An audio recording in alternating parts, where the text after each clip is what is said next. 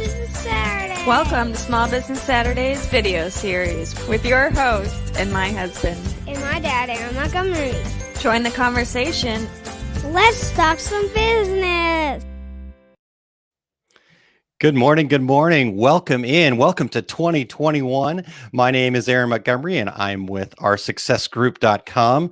Appreciate you guys joining us here this morning on another edition of Small Business Saturday. We're back after a bit of a 2-week hiatus here, and we're back to recap what we did last year. Actually, so we started at the end of last year. Actually, I was checking the notes here. October 17th, we started a 10-week series on the success principles, and it was awesome. It was a blast. It was great. It fueled me. It actually pushed me to go from being a success principles trainer in training. Train the Trainer online is the program, but so I was in training, and then at the end of this 10-week program, I took the test and submitted my essays. And in fact, I'm going to pop some brand stuff up here. When I put this show together and built a little show card for it that you can see right here, I was still in training at that point. I had submitted and I was just waiting to hear back if I had been certified. But now, as of January 5th, I can officially say that I'm a Jack Canfield Success Principles certified trainer. So thank you guys so much for all of your support, for believing in me, and for helping me work through these. So I felt really confident with the information. And it was awesome. It was fantastic to be able to do that. So I will take that banner down, and let's see who's checking in here this morning. Curtis says, good morning. We're all back from the future, correct? Had a good time in the future. Yeah, we had for those of you that are wondering what we're talking about there, last night, Our Success Group community, we had an opportunity to come together to celebrate. Yesterday was our 1-year anniversary of Our Success Group, and we had an opportunity to celebrate that last night at what we called a Future You party. So we all showed up at the party with props and just ready to tell our story of where we were at actually in 2025. So basically all the successes and whatnot that were going on. So we had an opportunity to do that last night. It was a blast. Everybody was amazing.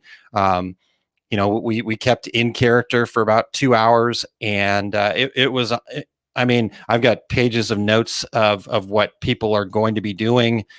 So incredible, so impressed with everybody, not only from the successes that they're creating for themselves, but the successes that they're creating for their community and their families and everything else. So that was last night. Curtis, glad that you could be there. Love your story, and I can't wait for you to achieve what we talked about. Sandy, good morning. And Sandy was with us as well. And good morning, Richard. Great to have you here. Ruth, good morning. Happy 2021. Happy New Year. And Jerry, good morning to you. And it was great to have you with us last night at the Future You party as well. So thank you very much for being there. All right. So looks like now, the other thing that I wanted to bring up, I told you that today we're going to kind of be reviewing these success principles, but I am also very blessed to have a special guest that's going to be joining me here in just one moment, Kristine Shreve. And for those of you that don't know Kristine, I'll have her give us a little bit of a rundown of what she's involved with and has put together. But she is the creator of the Women in Garment Decorating Group, and she also hosts the Women Plus Business podcast. And just really doing some amazing things in our industry. And she was she tuned in and watched here for the duration of the 10 weeks and really just had some great insights along the way. And so I was honored to ask her to be able to join us because I want to hear her insights. You guys heard me talking about the success principles, giving my opinions, but I want to get a different perspective in here. So, before we do that, I want to give you guys a couple of links here real quick, and then we will get Kristine in here. And the first link I'm going to pop into the list here is this is the YouTube playlist that has all 10 of the of the videos, all 10 of the weeks. In fact, it does have this week that'll be on there as well. All 10 of the weeks in there. So if you want to go back and review them, just click on this link here, and we will have, for the podcast listeners, we will have a link right now. There's the blank space, so I can edit that in. All right. And so that's the first link I wanted to share with you guys. The second link I want to share with you guys, so you have all this information as we go through it, and you can pull it up and all that kind of fun stuff. But the second link I'm going to share is the actual week number 10 video. And the reason I'm sharing that video is because if you go down into the comments of that video, or the description of that video, the description of that video also has every single one of the Jack Canfield videos and every single one of these worksheets we're going to show you today linked in there as well. So you can go and click on those, click on the worksheets, and dive right back into this if you didn't have a chance to go through this. So hopefully that helps everybody. And let's see here. Good morning, Nan. Thanks for being here. And wow, okay, you guys kept it going. I left about 9:30 after the Future You party, and it sounds like you guys are up early then if you were there until 1:30. Good for you. Way to have a good time. I love it. I wish I could have hung out, but I was up at 5 a.m. and oh boy, they were still going strong too, Sandy said. Holy cow. Yeah, I was up at 5, and our son is off to a volleyball tournament actually right now. So it's pretty cool that they can still play volleyball. I can't be there, so I'm going to be watching on the big screen. One of the parents is the videographer, so they're allowed one videographer in the building, and she is going to video it for us. So that's what my Saturday is going to look like after we're done here. All right, so still going strong. Let's get in our guest here, and let me click the right button. So welcome into Small Business Saturdays, my good friend Kristine Shreve. Kristine, how are you? Good morning. The internet is being buggy. That's what the internet likes to do. You know, that's the gremlins within. So we're understanding of that, but we're glad that you're here. I know you were here and you had to pop back out, and now you're back. Yeah, so. I was here and then the connection dropped and I rebooted the modem and that seemed to have fixed it. But I've also got my phone and my mobile hotspot. So if we lose the router again, we can try the mobile hotspot. If that doesn't work, I'll send smoke signals. I don't know. Smoke signals, yeah. Morse code or something. I mean, something. That's awesome. Well, thank you for doing all that and making sure that you're here with us. And real quick before we get into this, so we were talking about the Future You party last night, Kristine, and Nan said it went south after Dad left. The sad part is, Kristine, I was Dad after I left. So. Well, I did find it funny that as soon as you said, okay, I'm kicking you to the back room, while I opened the show, my internet went, not working anymore. So my internet apparently is a diva. It doesn't want to work unless I'm online. That's right. Only Kristine can be unless star. I'm on camera, it's not going to do its thing. It doesn't like it. All right. And hi, Ruth. Good morning, everybody. Good morning, and good morning to you, Jim and Ruth. And yes, great. Okay, Kristine. So we got a lot to cover here today. So let's dive right in here. Let's just go back to week 1. I mentioned that we kicked this thing off back in October 17th, which I know that was that 10-week series, but it just seems like a lot longer ago. Doesn't it? It does. It totally does. So the first week, Kristine, was purpose. What's your purpose? Why are you here? That kind of idea. So I know that's been a long time since we saw that and we went through that, but maybe if you could just kind of summarize from your perspective what that first week kind of meant to you and how you took it. Well, purpose is something that I thought a lot about. What I liked about that particular exercise is it really kind of pushed you to distill it into something that was not bite-sized necessarily in terms of the impact, but bite-sized in how you could say it. And when I went through the exercise, I ended up writing a purpose statement and you're probably going to say, can you read it? And I'm like, yeah, it's on the floor on the other side of the table right now. Okay, I won't ask okay, thank you.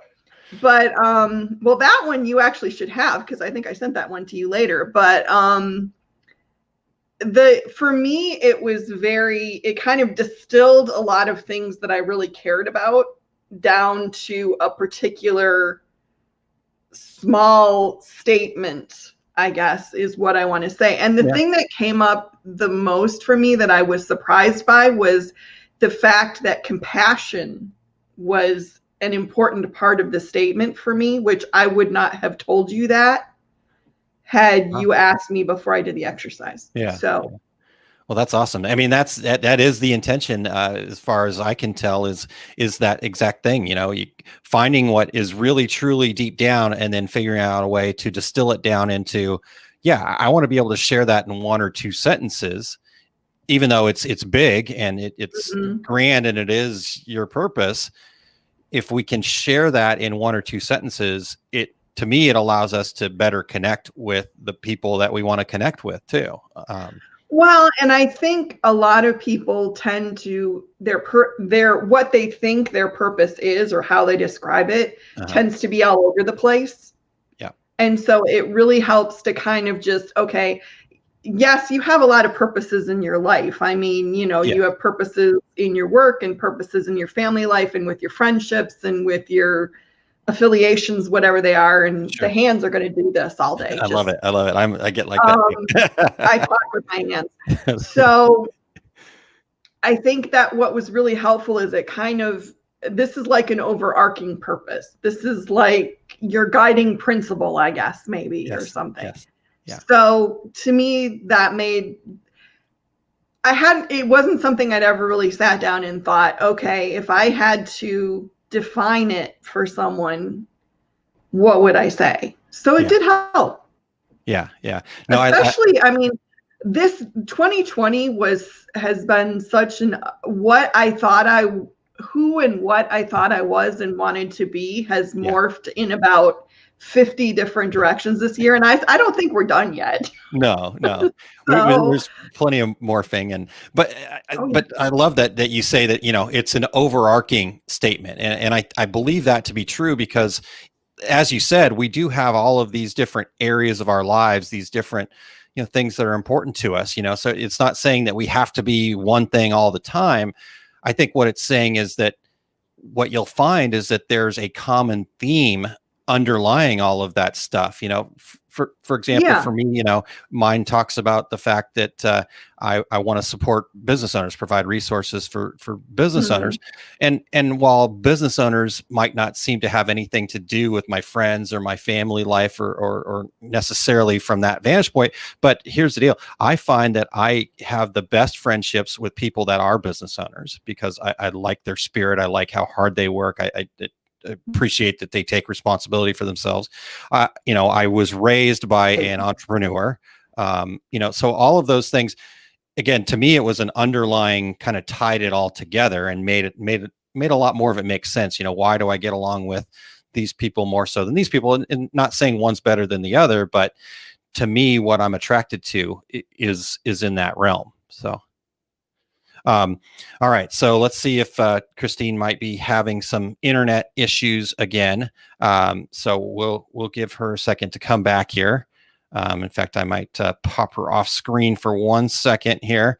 All right, so I'm going to get this up here, and we're going to go through the worksheets here real quick. And we're going to take a look at this. So I'm on the wrong week. Let's start with week 1 here.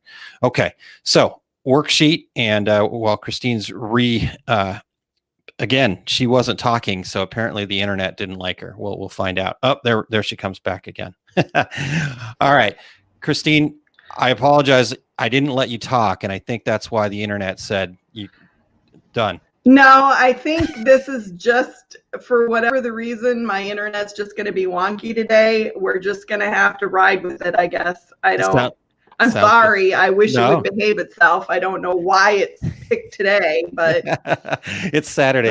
Anyway, sorry. Where were we? So basically, I was just kind of wrapping up. Apparently, it's presenting that I'm making it do things. Yes, exactly. So, Kristine, I wanted to go over this worksheet here real quick again, and just give folks a sense of what, kind of how you tackled it. So, obviously, it talks about listing some qualities, and I know it's not in front of you right now, but but where did you You know search for what? those at? Hold on one second. I'm going to be really unprofessional and go grab them because they're all right around the other side of where I'm sitting. Perfect. So, Perfect. All right. So while she's doing that, yeah. So we start off, kind of what are some unique qualities? And I know I've talked about this before, but for me, the thing that helped me the most finding these things was I took I think it's by Gallup now. It used to be called the Clifton Strengths Finder. And that was really powerful for me, was the Strength Finder program. And that's where I found my qualities. But what about for you, Kristine? How did you find those two qualities? What stuck out to you? The two that I put down for the first one on this sheet were compassion and creativity.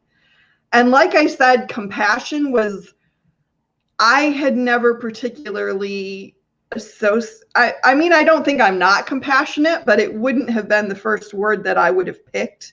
But when I thought about what my overarching purpose was, part of it is kind of helping people deal with stuff that's hurt them or made them sad or have been a problem in their life, and to be kinder to themselves about how they handled that stuff. Because I'm a serious veteran at beating myself up for things that, I hate the phrase, but I did the best I could at the time. But I spent years thinking I should have been better, different, blah, blah, whatever. And it's like, you do what you can with the tools you have at the moment.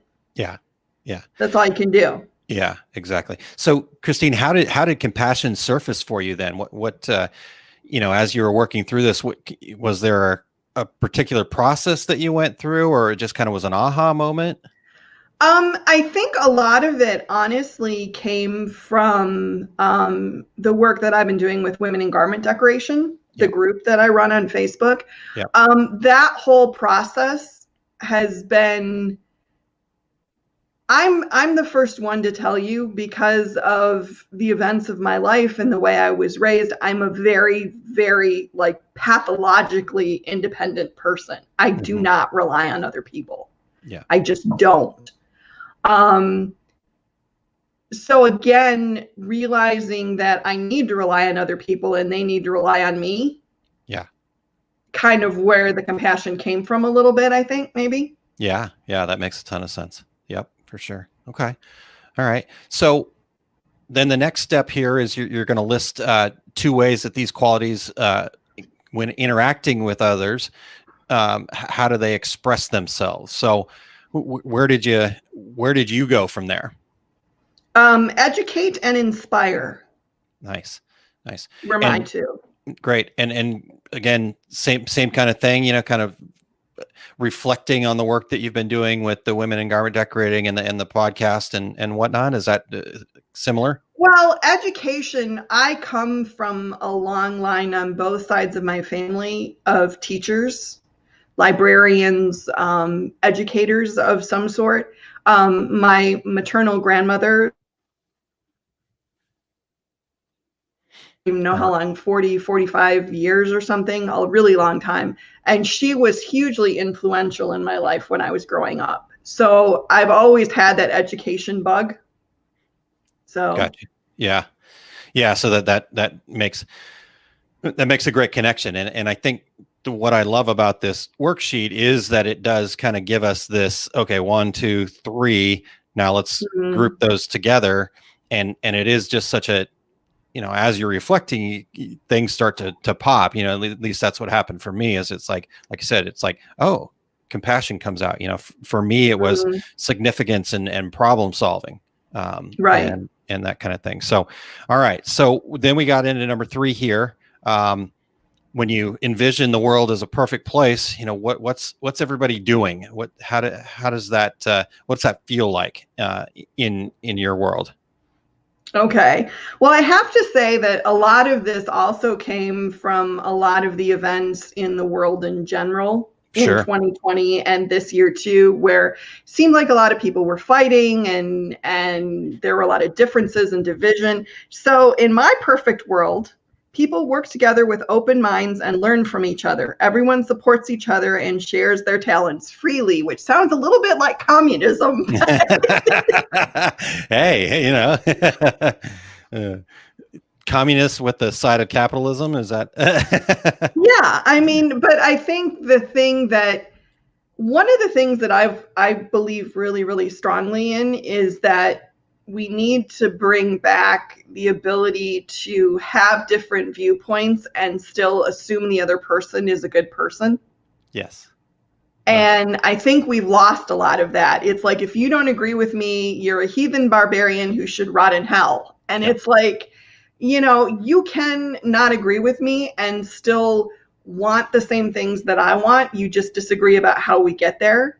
And I think we've lost that ability to have some of the people that I enjoy talking to most in the world hold vastly different viewpoints from me, but we can have a discussion. I have a friend, someone I used to work with, who says he loves talking to me because he can say things to me and I don't go, oh, you're totally wrong. I'll say, why do you think that?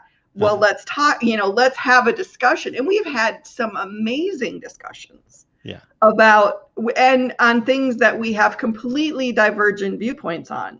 Yeah. But I don't think he's evil because he believes what he believes, and he doesn't think I'm evil because I believe what I believe. So that's amazing. And that I agree completely with that. We need to get back to that.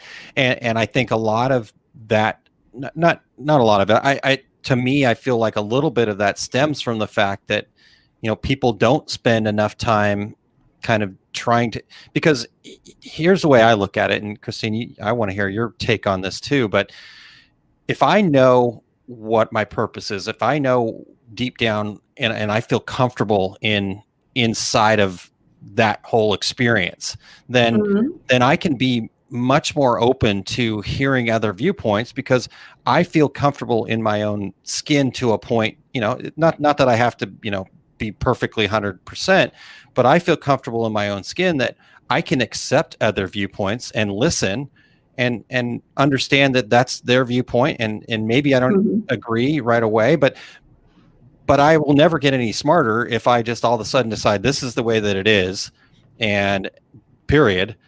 And I'm not going to listen to anybody else. I'm going to tell them they're stupid. You're not going to get anywhere in your life like that, as far as I'm concerned. So anyhow, that's, I know this is a bigger topic, but what are your thoughts here?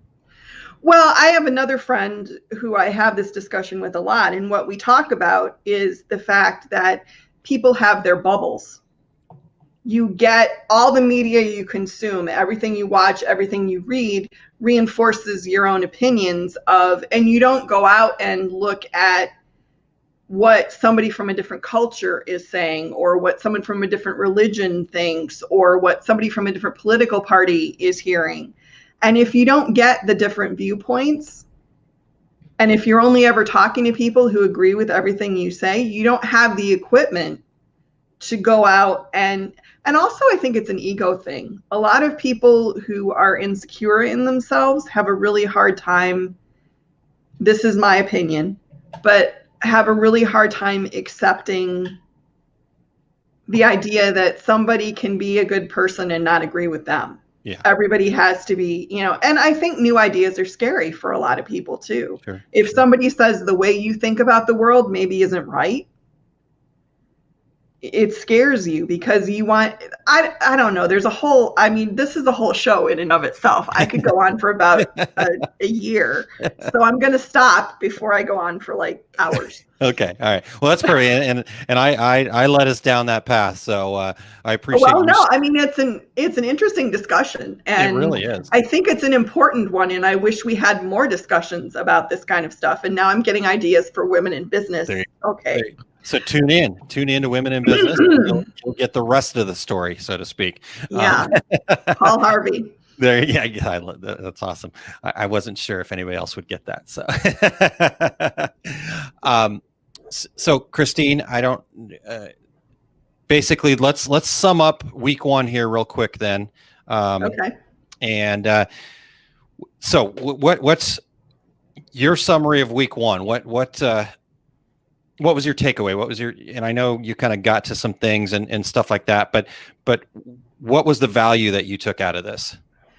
I think the value for me was just defining that my purpose was different than if you had just walked up to me before I did the exercise and said, "What's your purpose?" I probably would have told you something different than what I actually ended up saying at the end of doing the exercise. So I think it made me think about it as opposed to just kind of knee jerk go, "Well, my purpose is this," Yeah. you know? Yeah. So I think that was the value for me. The unexamined life is not worth living. I don't know who said that, but somebody did. Well, Kristine Shreve said that. So. Yeah, there you go. you just have to credit it the first time. Remember, this is how Terry does things. Oh, so yeah. Well, that's how Terry does things. I don't know that works for the rest of humanity. He's the grandfather, though, so we call it the grandfather good club. God.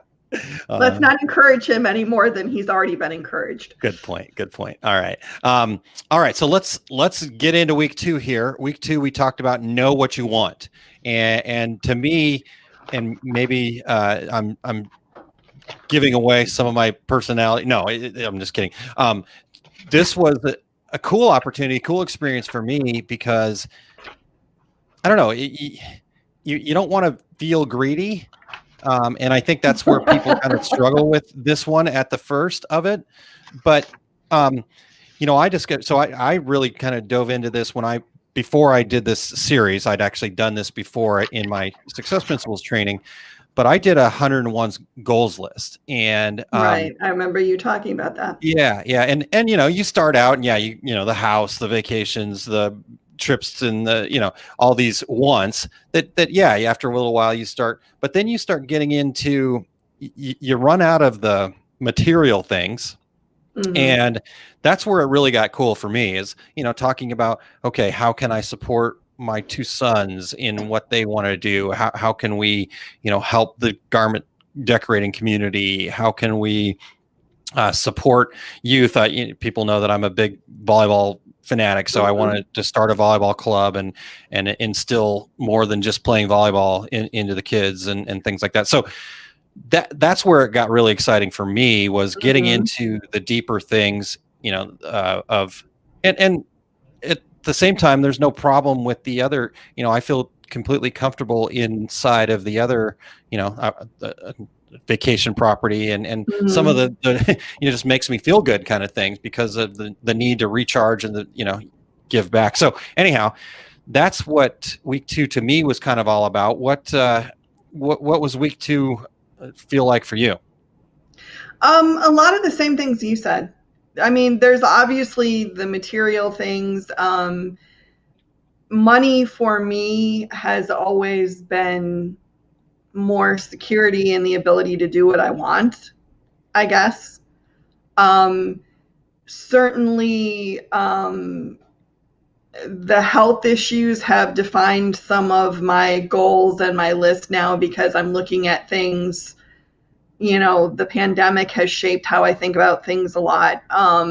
And certainly just the ongoing realization that, my health is what it is. And so having something that I can do that doesn't necessarily require me to be in a certain place at a certain time every day, that kind of stuff.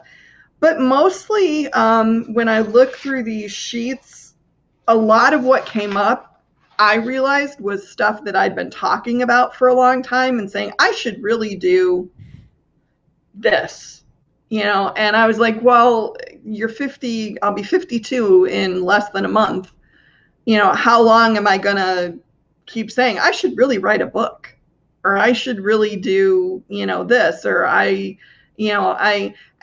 also, it was brought to me fairly sharply too, that some things that I have as goals aren't maybe necessarily entirely in my control, but that doesn't mean there isn't more that I could be doing. Like, okay, for instance, meeting a romantic partner and getting married and having a husband. And I've never done that. I've always wanted to do that. I just never met the guy. Sure. Now, some of that's out of my control. I mean, I just may never meet that person, but there's also parts in my control that I haven't really been doing anything about. Yeah. So, if you say it's something you want, but you're not doing anything towards getting it, then is it really, am I just saying? And I also, strangely enough, it also made me look at, why did I want some of the things that I wanted? Am I saying I want a husband because I have this romantic idea of I'm going to meet my Prince Charming and he's going to whisk me away and everything will be, sunshine and roses and lollipops, and he's never going to leave his socks on the floor or his wet towel in the bathroom? We never do that. No. And so I had to look at that stuff too. Am I romanticizing a lot of things I've not had because? Yeah, exactly. Just because. Yeah. So, there was it was an easy list and a hard list in a lot of ways, because some of it was also a little tough to admit that, yes, I want some of these things. Sure. That's great insight. Really great insight. And I think one of the things that you were saying there, to me, kind of, it's one thing that you got into it and figured out, is this really something that I want? So this is an I want list. This is not a wish list. And while those may seem similar, they're actually very different. An I want list is something that's specific and that you want to achieve. A wish is like, yeah, that would be nice, but like you said, what are you doing to actively participate in making that become a reality? Well, and I think the other thing with an I want list too that I confronted was that there were some things that ended up on the list that either I had a judgment about, or I felt like maybe other people would have a judgment about, that you shouldn't want that, or whatever. And it was like, but if it is really something that I do fundamentally want for whatever the reason, then and I'm not saying things like, I want to kill puppies, or I want to take over the world and become supreme dictator or something. But something that, is a little more specific to me and my talents or something. But, I things like I was raised that, girls shouldn't brag about their accomplishments. And one of my I want statements is, I want to be known for my abilities. I want to be, so part of me goes, well, what do you need that for? Are you so insecure that you need everybody to clap for you? And I'm like, no, that's a valid thing. I can want that. Sure. Yeah. It is a valid thing. Yep. It's your measuring stick. There's nothing wrong with that at all. Oh, did we lose you again, Kristine? All right. Well, we'll see if she comes back while we're. Oh, are we back now? Okay. Yep. I hear you again, Kristine. Can you hear me? All right. Not yet. So we'll. Yeah, I'm not sure what the internet's doing here. Okay. All right. Well, I'll keep going, and when you're ready to pop in, just let me know that it's back. So let's look at the list. So we talked about the I want thing. So we're getting 30 things that you want to do. And we had great discussion about why that stuff's important. And here's the other thing I guess I want to make sure that I'm clear on here for you guys is, yes, this is called Small Business Saturdays. And so sometimes this doesn't feel very business-like per se, but to me, our lives are all encompassing. Again, the purpose is underlying. For me, I enjoy working with business owners, being friends with business owners, and I come from a family of business owners, so it's all encompassing. So if I can get clear on my entire life, I can be way better at my business when it comes to that. So with that being said, so that we get into the 30 I wants and the 30 things you want to have. So you start off, 30 things you want to do, and then you follow that up with 30 things you want to have. And then there comes Kristine back. And then the 30 things you want before you die, the bucket list. And then this part, and let's get Kristine back in here for this part. All right, Kristine. So I went through the top part of the list quickly here. Now I'm into the things I love to do list. So this was also an interesting piece for me. But what tell us about your experience with this particular part of the list. Well, let's see. 20 things. Where is that one here? I think it's like on the third page or something like that. It's a little ways down. Fourth page. Yeah, that one went somewhere else. Page. I don't know where it went. Okay. All right. So yeah, fifth page on that one. But so in the process of doing it though, I don't not necessarily need to know what it is that you love to do. I'm sure you can maybe list a couple, for me, I love doing stuff like this. For me, I love playing volleyball, that kind of thing. So, but how did that experience kind of affect you? Well, I mean, figuring out what I love to do, the things that really leaped out for me that maybe I wouldn't have necessarily, like I like to educate people. Sure. Which I knew that, but it wasn't something I'd ever put on a list as, okay, this is something I really like to do. So I think it was more just refining what really brings me joy and pleasure and how am I using the principles that are guiding me in the things that I like doing. Yeah. Yep. All right. So are we gone now? It's popping a little bit back and forth, but we're doing okay. So if you guys that are listening if you guys that are listening in right now, I want to hear what you guys are thinking too. This is a great discussion with Kristine, and I'm loving getting all this feedback and hearing different perspectives and whatnot. But I also want to hear what you guys, and if you went through this or if you didn't, what was the reason why you didn't do it? Just lack of time.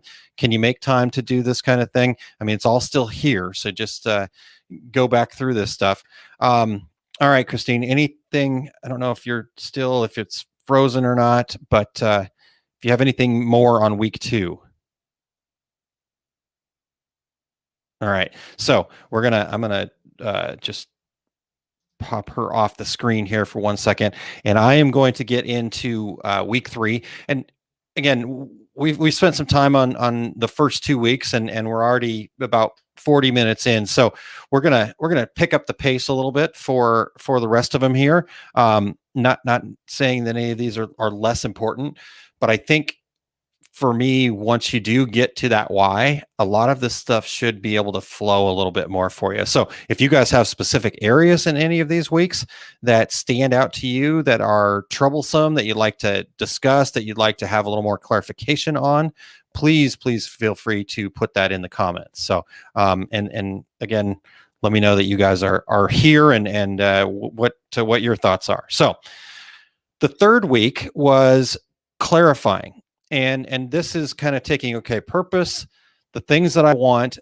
And now this is the story writing time, so they've got it broken up in the worksheets, and I'll put the worksheet up here in just 1 second, but got it broken up into some different areas, your financial vision, your home vision, material possessions, career, free time and recreation, health and body, relationships, personal vision, community vision. You can do as many of those as you want. You could, I've actually got my life kind of broken down into 5 different parts. In fact, grab this here. And, so for me, it's broken, like I said, broken down into 5 different parts of the purpose, the growth and learning, spirituality, business, finances and career, creative, health and fun, love, spouse, partner, family, friends. And then 5th area is social. So environmental, community, things like that. So, so anyhow, this third week, that's what we're digging into here in this third week, is getting to that. Okay, we've got the purpose. We now also have kind of the things that we want, but let's tell the story. The reason this is important, and Kristine's back, so let me grab her real quick here. to me, the reason that this is important to tell the story, to get into this vision, is the fact that you can, when you tell it as a story, it's, a good movie is a good story. And so we can remember those things. We can visualize it. Our brains don't differentiate between what it is that we're thinking and what's really happening necessarily. So if we can tell our brains a good story and really kind of have that picture in our minds, then it's going to be a lot easier to get there, because the decisions, the things you have to do, the things you have to work towards become a lot more clear, because you know what that end goal is. So, Kristine, in week 3, what was your takeaway? First of all, I'm on the mobile hotspot now, so hopefully that's going to be better. Okay, we'll see what happens. We're still doing great, yeah, so don't worry about it. The vision exercise was week 3. Yes. The thing I think that helped me is, I'm a writer. I'm an imaginer. I can imagine very elaborate for almost anything. I mean, that's what I do. Yeah. But writing it down in specifics, this is, I want to live in these places. I want to live in this type of setting. I want to have these things. Yeah. And also thinking about why these particular planks were parts of my vision. What did it mean to me to have this much money? And what did it mean to me to live? Why was this place where I wanted to live? Yeah. So it kind of made me, I will cop to, how do I say this the right way? For a lot of my life, I kind of allowed circumstances to move me. I ended up where I live now because I had what I call my dark year, and I had no money and I had no job and I had no place to live. And I had relatives here who said, come and live with us and see if you can get your life back on track. Yeah. And so I did get my life back on track, and then ended up staying here. Yeah. But it wasn't like I ever went, ooh, I want to live in that place. Yeah. That just happened to be the place that offered me a sanctuary when I needed one. Yep. Exactly. So I've never really, I can't cop to ever really having like a well thought out plan for what it was. Always like, I really kind of wanted, and this was nice because it was like, okay, let's put it in concrete terms. What are you really aiming for? What do you really think is important? So that really helped me. That's awesome. Because, and some of that too, I have to say, also came from thinking that I didn't have the power to do the things that I wanted to do. So if you don't believe that you have the power, then you don't ever think in terms of, I can impact how things go. Exactly. Exactly. Yeah. Yeah. And that's, some of the stuff I really love from the Success Principles work is it does allow us that opportunity to think through those things. And at least for me, it helped me get to that point where I was able to build that belief that I do have control over this stuff, and it may not happen today, it may not happen next week, but if I keep working at it, I can make these things a reality all on my own, through doing the right things, supporting others, building, and all that kind of fun stuff. So, good. Well, I'm just going to throw up the sheet real quick. There's plenty to read on it here, but as I talked about, you got financial, home, material. I was telling them while you were gone there for a second, Kristine, that I actually have broken mine down just into 5 different parts for me personally. So I don't think that these are just some ideas of areas that work for you. But yeah, so that's kind of the worksheet. Anything else from the worksheet that we need to touch on? No, I don't think so. Okay. All right. I think this one was pretty straightforward. Yeah, definitely. Okay. All right. So let's get to week 4 then. So week 4 was believe it's possible. And this to me was talking about the fact that, well, in fact, we just talked about it. You do have to believe it's possible. You have to believe it for yourself, but you also have to be able to sell it to others. True. That was my take on it a little bit, but what was week 4 like for you? Well, I have to say, if there's one concept that's probably harder for me than any other, it's belief. I'm not good at it. It's kind of like, again, I have a friend, I have arguments with this about this particular, it's kind of like faith. Faith is evidence of things unseen. You're supposed to just believe. You're just supposed to believe. Yep. I particularly, and I understand, I'm fully aware that this is partially a self-esteem issue too. It's hard for me to believe in good for me. Mm-hmm. I can believe in good for other people. Yep. But believing in good for me, that I can have what I want, that I deserve to have what I want, is still a work in progress. Yep. I'm just going to admit that. Yeah. You know, and so that's a tough one for me. Sure. So there are a lot of days where I do have to just talk to the voices in my brain. Not that I'm, weird or anything, and just say, and just say, I am worth this. I do deserve this. This can happen for me. Yeah. So I'll admit, belief is a tough one for me. It's probably one of the hardest things of this whole process for me. Sure. Well, and so you're definitely not alone in that at all. And most people, and I battle daily with the imposter syndrome and oh God, yeah. That kind of thing. So, but I think the other thing that you brought up, which I think is also another great point, is the fact that,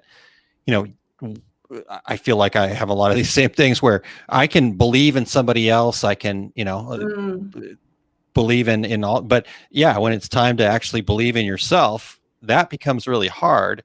And to me, what being able to be brave enough to kind of make these public declarations, and this is where the success tracker kind of came from and that kind of thing, is if I can believe enough to say that out there, because I think a lot of people are like us in that same fact where it's a lot easier for us to support other people than it is to, again, believe in ourselves and support ourselves. And so if I can put that out there, I'm going to get that extra support from other people. And it doesn't even have to be, you're going to actually physically help me or give me money or whatever. It's, hey, Kristine, you can do it. Or, hey, Aaron, you can do this. I was nervous to take this success principles test at the end, which was, something I just made up in my head for no apparent reason.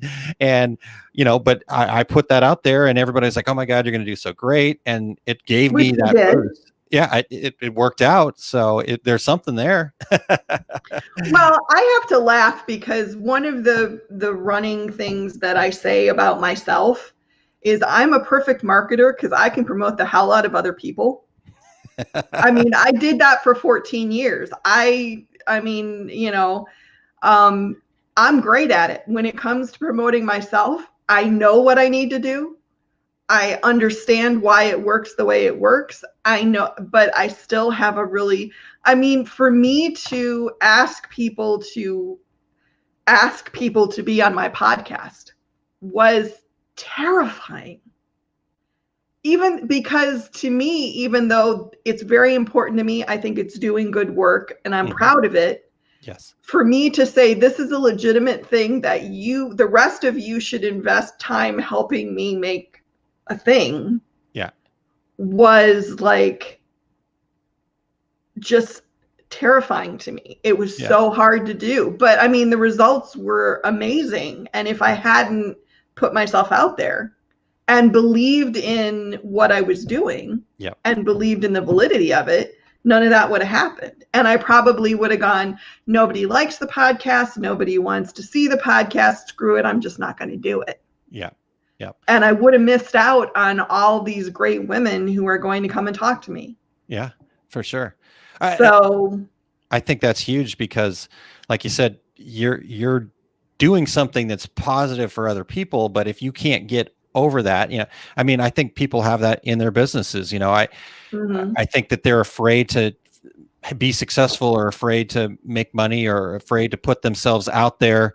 But because they've lost sight of the fact that that you're providing value. When we have a business and we're providing a service or a product or whatever, that's value.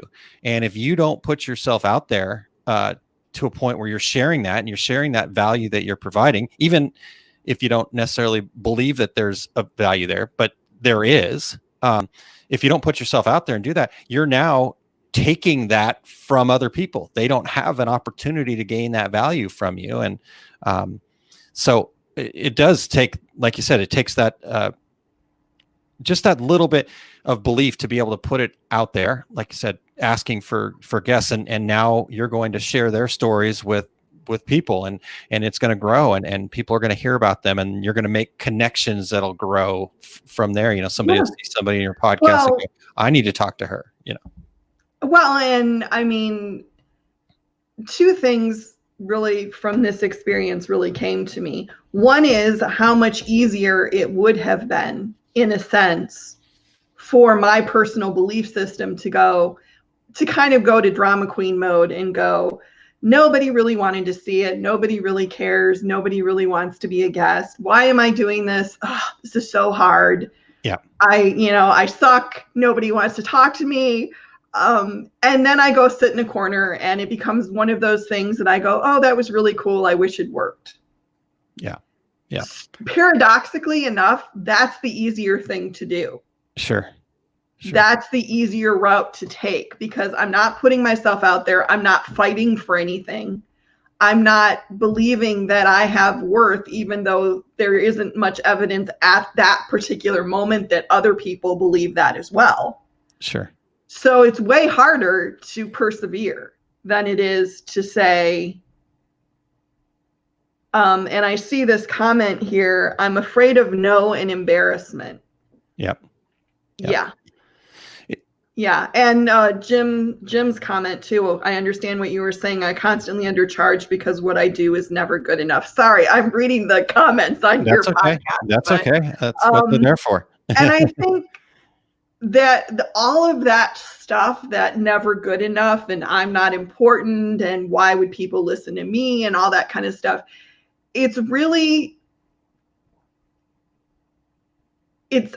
me put it this way. It's sad enough that other people will try to tear us down. We shouldn't try to tear ourselves down. Yeah. And believe me, I have umpteen bazillion years of messages from when I was growing up telling me that I am worth nothing. I will be nothing. I am, I should shut up and go in the kitchen and make you a sandwich. Yeah. I don't choose to believe that. I never believed that, which is probably where a lot of my problem with my family came from. Yeah. But there's a lot of other people in the world that will be willing to tell you that you're nothing and you can do nothing and you're worth nothing. Yeah. Don't tell yourself that. Correct. Well, and in all honesty, Kristine, what I've discovered is that those people that are willing to tell you that, it's them telling themselves that, and it's their reflection of their own personal self-worth, and therefore, because if they feel that about themselves, they got to make sure everybody else around them feels them themselves, because everybody, wants to be at the same level or above. And so that's where, right. Yeah. Somebody that is comfortable in their own skin isn't going to tell you that you're doing a terrible job or that you're not worth anything. Well, yes. And the people that are comfortable in themselves will also be the people that will give you a hand to help you get to the next level. Correct. And the people who are putting you down or trying to sabotage you, or, I said, and I've said it before, I spent a lot of years being very small because I didn't want to make the people around me uncomfortable. Yeah. And I regret that now because I lost a lot of time. But, it was what I had to do to make it in the situation I was in. But when I learned that I'm big, if you want to use like basic when I learned that I'm capable and I'm powerful and I have stuff to say and do, the impact that I'm making now is so much more than, and the ambition that I have for the impact that I could make is so much bigger. Yeah. And if everybody stopped being small, especially women are made small in so many ways, in so many places. And not that I want to go off on that, but no, it's fine. Yeah, I agree with you. I think one of the things that I tell the women that I talk to and that I try to get across on the Women in Business podcast is that, you're bigger than you think you are. You have more ability than you think you do. You can make a bigger impact than you think you can. And that impact might be just on your family, on your children. It could be on the world at large. And I don't mean just as in making an impact on your family isn't important, but sure. You can make an impact wherever you are. Yeah, exactly. Yeah. I mean, like I said, that's perfect. Exactly. Wherever you are, you can make that impact. And what I think we don't realize is that impact will spread. It's the pay it forward situation where you might think that you're, okay, I'm just helping my family, but they're going to then help somebody around them, and they're going to it explodes and it there. ripples. Yeah. Well, and the other thing I will say too, and I don't want to turn this into a plug for therapy because that's not what I'm trying to do, but sure. I will say one of the most valuable things for me is learning how my brain tries to sabotage me and understanding when that's happening and knowing how to fight it. Yeah.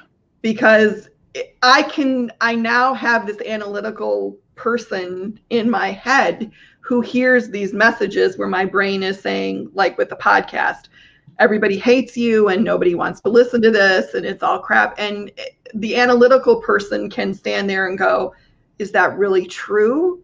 Or are you just scared? Or are you just hurt or whatever it is? And, are you really, is this really a true thing you're dealing with? Or is this just something that the damage in you is putting out there? Yeah. So, never underestimate the value of therapy, of talking to people who've been there, who've been through things that you've been through. It helps. It really does. Yeah. Good. All right. So I'd like to go back and I want to cover a couple things from the comments and some of the things that you said here, because I think at one point, and I don't think you actually said this, but I've heard people say this, the I'll believe it when I see it kind of thing. And that is actually the opposite is true. You have to see it to believe it. Yeah, you have to. You have to believe it to see it. So that too. Yes. Yeah. So once you can believe in yourself enough to put it out there, to make this public declaration, to be willing to go ask people to come on your podcast, be willing to put out a book, be willing to, whatever the value it is, put out the products that you're offering. Once you believe in yourself enough to do that, that's when you're going to see the results. And most people are waiting for that, the sign from the universe or whatever that, this is the thing I should be doing, but it actually is the other way around. Well, and I also think, if I can throw one thing out here real quick. Yeah, please. If you believe in yourself, when something doesn't work, when somebody says no, or when, things don't go the way you want them to, or something you try just pancakes and try, it doesn't become a referendum on you as a person and a being and anything that you've done. It's just one thing that you tried that didn't work. I think when you don't believe in yourself and you're insecure about your worth or your place in the world or whatever it is, then everything becomes the thing that's going to determine the state of life as we know it. And it's like, no, if the podcast goes south, I'll be sad. I'll still be proud of what I did. Sure. But it's not a referendum on me as a person. No, not at all. It's just a realization, or something ends and you think that means that, you failed or you're bad or whatever. And it's just like, no, something came to an end. Yeah. and you move on to other things. So Yeah. anyway. No, that's a great point about the endings and things happening. I have been divorced, and that was a pretty obviously traumatic experience. It's certainly something I never wanted to or thought I would go through. But looking back on it today, I don't think that I would have had any of the experiences that I've had since then. I'm remarried to Kylene, and obviously that wouldn't be the case if I was still married. Right. I'm actually in a better place, better friends with my ex-wife than when we were together. We have a much better relationship now than we ever did. I have a wonderful son that came out of the original one. I have a wonderful son with Kylene. So again, I agree with you. Sometimes in the heat of the moment, that ending, that thing can feel really like, oh my gosh, this is going to define me. But there's a chance that it could define you in the way that you need to be defined, not in the negative way. So. Well, and the other thing I think people don't accept sometimes is that people change and grow, and they want different things. And particularly, and maybe I look at marriage a little differently because I've never had one. And most of the marriages that I was privy to when I was growing up were horrific for the most part. Sure. So, people grow and change, and sometimes what you want when you're 20 isn't what you want when you're 40. And that doesn't mean that anybody's bad or wrong or horrible. It just means that, same thing with, I took a job 14 years ago. 14 years ago, that job met a lot of the needs that I had. 14 years on and a pandemic later, it didn't. Doesn't mean the job was wrong or the company was bad. Doesn't mean I was wrong or bad. It just means that circumstances changed. Correct. Yeah, that's a perfect point. I mean, I do agree that I think we want to put meaning and blame or something on everything. And like you said, sometimes it has nothing good, bad, or indifferent. This is a change. It's time to change. It's a new season. It's a new cycle. It's so that's great. Thank you for sharing that. Before we go on, and I don't know how much time you have, Kristine, but I'm willing to go as long as you are. So I'm you know me, I'll talk forever. Perfect. Well, I can see for the podcast side of this, breaking this into at least two parts, but for here on the live, I think let's keep it going. Real quick, I did want to address, you had brought it up and read it earlier too, but I want to go back and also address, I'm afraid of no and embarrassment from Loyal 365. Within that statement, and I think I would venture to say that you're not alone in that. I know at least you're definitely not alone from my perspective. I've always had that similar challenge. But the best thing that I learned, especially through these success principles, is that again, like you said, from the analytical mind, if you can go back and get outside of the embarrassment, outside of the pain of being told no, and then come back into reality, come back into the present and go, wait a second, if they just told me no, I didn't have that before I asked them. So I'm no different off than where I started. In fact, if I didn't ask, if I didn't put myself out there, if I didn't do these things, the opportunity, the fact that I would have never had it because I would have never asked, but at least now that I've asked, I'm still right where I was at, maybe even a little better, because I've also discovered that when you ask something of somebody and they tell you no, they still give you something, but maybe my friend would like it, or, if you did a really good job of helping somebody with a project and it didn't work out, they go, oh, well, this isn't going to work out. But then, a month later, they're going to refer somebody to you again. So getting to that point where you can say, hey, no's okay. Maria kind of chimed in with a no means you tried. I've learned to roll them off with my supplement business. It just means that they're not ready. So the no is right now. And right. Yeah. Because one of the other things that we talk about in the success principles side of things from the training there, Jack Canfield's got a saying that is SW, SW, SW, and it stands for some will, some won't, so what, next. And, right. So if I think, Well, go ahead. and I just have to say, I think one of the values of no, too, is if you get a no, you put yourself out there to ask. Yeah. You believed in yourself enough to say, I have a proposition that is worth your time.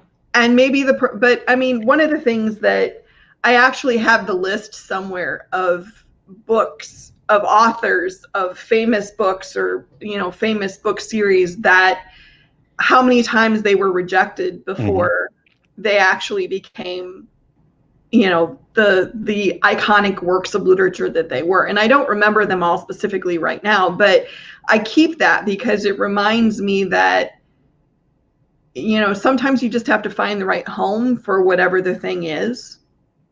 And once you do, then, but you have to keep trying. You can't just go, you can't just say, well, I asked that one person and they said no, so that's it. If you believe in it, you have to keep putting it out there. And as far as embarrassment, I just want to say this.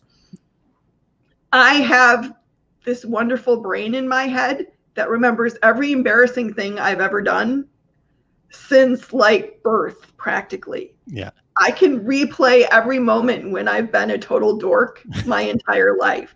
Things that I'm sure the other person in the situation does not remember anymore, I can remember. Sure.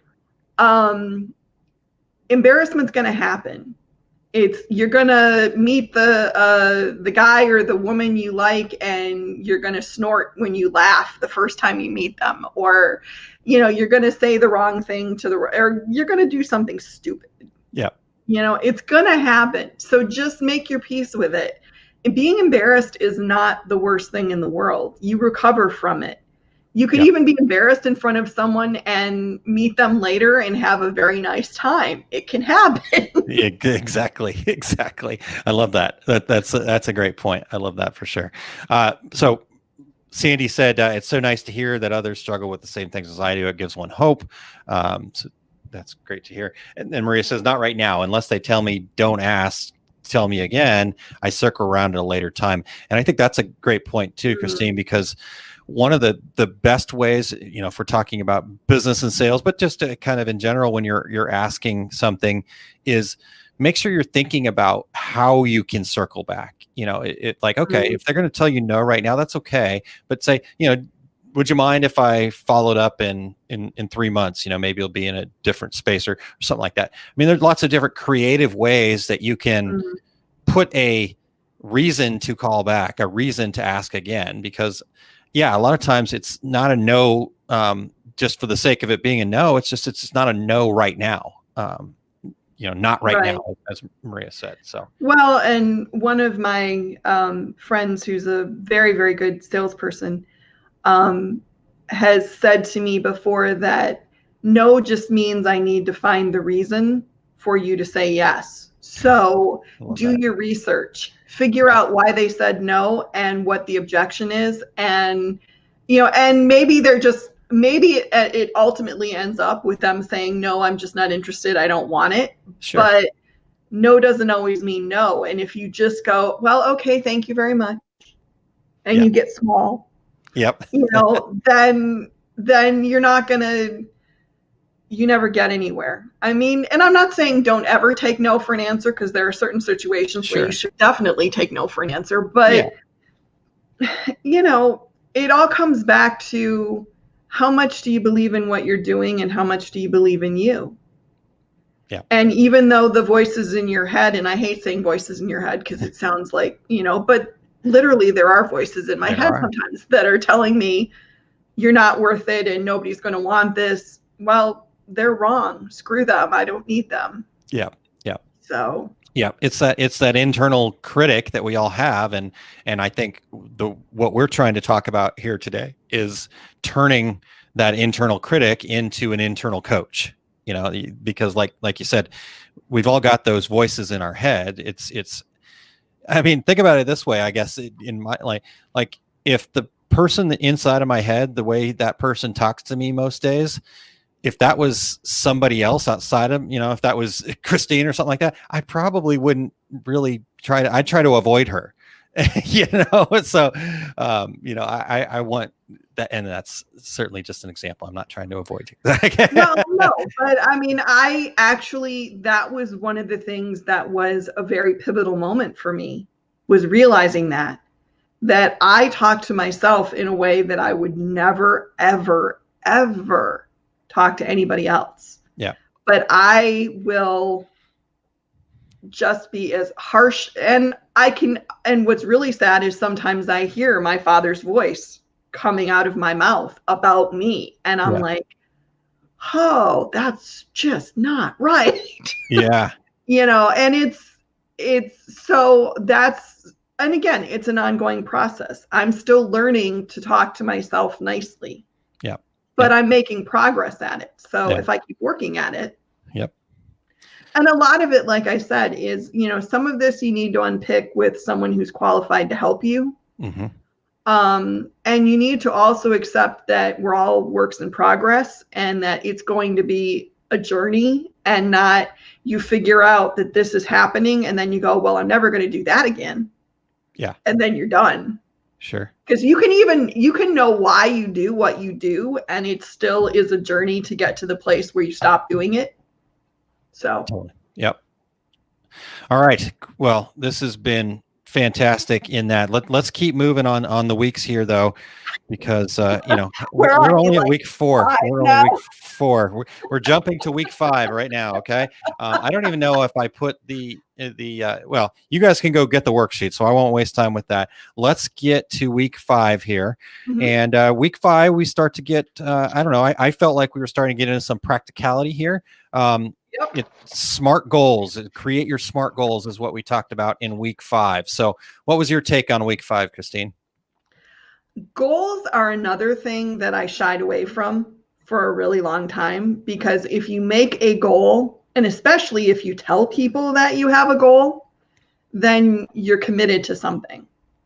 And for a long time, I was kind of like, if I don't say anything, if I'm just real stealth about everything, then nobody knows if I screw it up or I fail.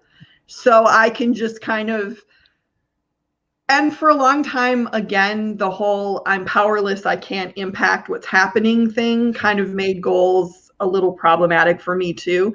This is another thing that is still kind of a little bit of a work in progress for me. Splashing out and doing the OSG success tracker. Yep, success tracker. Yep. Where I physically, the name escaped me for a moment, where I literally put a goal out there for everybody to see, and then you put a post out, and and I was like, oh crap, which is not the word I said, but it's the word I'm going to say. I appreciate you using that. Yes. But that's also a goal that's been with me since I was 6. So that if I'm going to put one out there, that's the one. Yeah. Yeah. But this was because I think really on this worksheet, this is the first time that I wrote down some of the things that really mattered to me, but I hadn't put them in actual, like, physical terms, I guess is the word I want to say. Yeah. Yeah. Yep. And I also think that, as you mentioned that, a lot of this work, a lot of this stuff, we spent 10 weeks doing that. We're hour and 15 into today, so we've invested some time into this stuff, and people are investing time into this. But I think that's just it, is if you do invest that time and then you start getting them out there, then you'll see this expansion. So you said that the book thing was a goal since you were 6, and now that it's out there, I truly believe that, and I have said this before, I think that this is going to unleash the floodgates, honestly, to me. I think you're right. I mean, based on the amount of folders in my computer that now have book names on them, I think you're probably right. But this is also the other thing that was really scary about this, and maybe this is the way it should have been. This is probably the goal that's probably closest to the core of who I think I am. it matters more to me than I want a bigger house, or I want to make $1 million, or I want to, it's the one that I'm like, this is the thing that I've always said I was going to do, and my friends have said I'm going to do, and my family is, and I've never quite managed to do it for whatever the reason. And so this is like the biggie for me. So it's that much more scary, but it's also that much more meaningful, I guess. Sure. I mean, and honestly, I think I can do it. I have no idea. I could write a book and it could turn out to be shit. Well, yeah. I don't think it will, but nope. I don't think it will either. And I think that's kind of what this process does lead us to. If we start back where we started in week 1 and kind of really get some clarity on what those purposes, then it will bring these goals that are the most important to you. They'll kind of, the cream will rise to the top, as they say. And so this is just the next step in the progression, I believe. And when we talk about SMART goals, SMART is an acronym for specific, measurable, attainable, relevant, and people will say time-bound or trackable are the two interchanges that I've heard. I like to use trackable, but really you kind of boil it down into how much and by when. So if it's one book by X date or that kind of thing, because the more specific you can get, the easier it will be. To me, this kind of relates to, and I don't have the exact quote in front of me here, but Einstein at one point said, basically, if there was a problem that I had, that my life depended on, and I had an hour to solve it, I would spend the first 55 minutes trying to find the right questions to ask. So that getting specific about it is basically asking all of those questions to get into what it is at its core that your goal is. What is it specifically that you want to get done? I want to grow my business. Okay. Well, what does that mean? Do you want 1,000 people? Do you want just to make more money? Do you want, you could be $1 million business and not have a huge profit margin and be married to your business all the time, or you can have $100,000 business and have a nice profit margin and have plenty of time off. So getting into those specifics, I think, is really important, and what week 5 was all about. So what's your ideas there? And I think you're right. The specifics make a huge difference. And I know one of the experiences I had after I did this is that because I was specific about I want these things in these areas, it informed the choices I made from then on, because I now knew what I was aiming for. So when I had a choice to make as to how I could use my time, or where I could spend my money, or what I was going to invest in, or what I was saying, or whatever, I had something to look at and go, well, is that going to advance me toward where I want to go? And I knew where I wanted to go, instead of some nebulous thing where I was like, well, I hope that I get to, I want to be rich. Yeah. Well, okay. No, I want to make this. I want to do this. So it helped refine. And I'm not saying, there are still days when I kick back and play some solitaire because everybody, or binge on Bridgerton or whatever it is, which, by the way, really awesome series. Okay. Bridgerton. Okay. We'll check that out. you won't, probably not something you would really enjoy, Aaron, but I'll tell Kylene about it. It's a series of romance novels by an author called Julia Quinn. Okay. And they did it. I was very skeptical because I had read all the books, but they did a really nice job on the series. Okay, anyway, right. Sorry. That's my 5-second review. But writing the goals down and seeing what I was really aiming for in a concrete format really did inform how I did things after that, and the choices I made, and what I considered to be something I should do and what I considered to be something I shouldn't do. Got it. That's the nutshell version of all that. I love it. That's perfect. Okay. So that was week 5, SMART goals. Again, I think the worksheet just gives you some spaces, again, the different areas of your life, and I truly believe that you figure out what works for you. You know, these are just some examples, some give you some things to build off of, kind of deal. So let's get to week 6 here. So week 6 was identifying your breakthrough goal. You had a good way to describe this. In fact, I think you guys were even talking about a shirt in the Women in Garment Decorating group at one point to explain a breakthrough goal. What do you guys call that? BHAGs. BHAGs. Hairy, audacious goals. Big, hairy, audacious goals. Awesome. And we were going to get shirts for the WID women that said BE hags. I love it. Oh man, that's perfect. That's and perfect. I still want to do that at some point, because I think it is I just like the play on words. It made me laugh.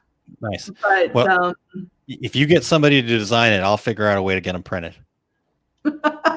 I'll talk to Carolyn, because I'm betting she would do it for me. All right. Sounds good. That's my problem with getting anything printed in that group, is that there's so many people who own printing businesses in my group and among my friend circle that I'm like, I can't ask anybody to do anything, because I have so many people. Well, so you just take it outside of the group, and like I said, we'll figure out a way to make it happen. So my way to support the group. Well, thank you. Since you are one of the godfathers. That's right. That's right. I gotta keep my place as the godfather there. As one of the godfathers. All right. So talk to us about a BHAG, a breakthrough goal. What? Talk about scary, right? I mean. Well, I think it circles back to what I was saying about my goal of writing a book. Yep. That was a goal that had been with me for a really long time. It was a core goal of mine. It was also a goal that could open up a lot of other things for me. If I can successfully write a book and it does reasonably well, then that opens up a whole lot of other areas of things that I could do that I also might like to do, like be a speaker, or, you know, I don't know. I can't even really think, but you know what I'm saying. Yep, exactly. It's the goal that kind of opens the floodgates, so to speak, and brings a lot of other things. And so I think it's the goal. Your breakthrough goal should be the goal that scares the pants off you the most, is I mean, not that you should really lose your pants, but you know what I'm saying. I know what you're saying. Yes. You know, it's the goal that just really, and I think it should be the goal that means the most to you. It should be the goal that you care about. That, I mean, I hate to say core goal, but that's kind of what, for whatever the reason, because it's been with me so long, because it's kind of how I define myself. Writing a book to me is just like, if I can do this, and even if I get published and it isn't all that successful, I'll still have done it, and it will make so much difference in so many areas that it will lead to other things that I want. Sure. I mean, now obviously I'm thinking I'm going to write, you know, the greatest book in the history of the world, and you know, J.K. Rowling's got nothing on me, but there you go. I think like you said, you know, it needs to be that goal that, you know, to me, I've always said, like, it's the tipping point. Like I said, it'll open new gates.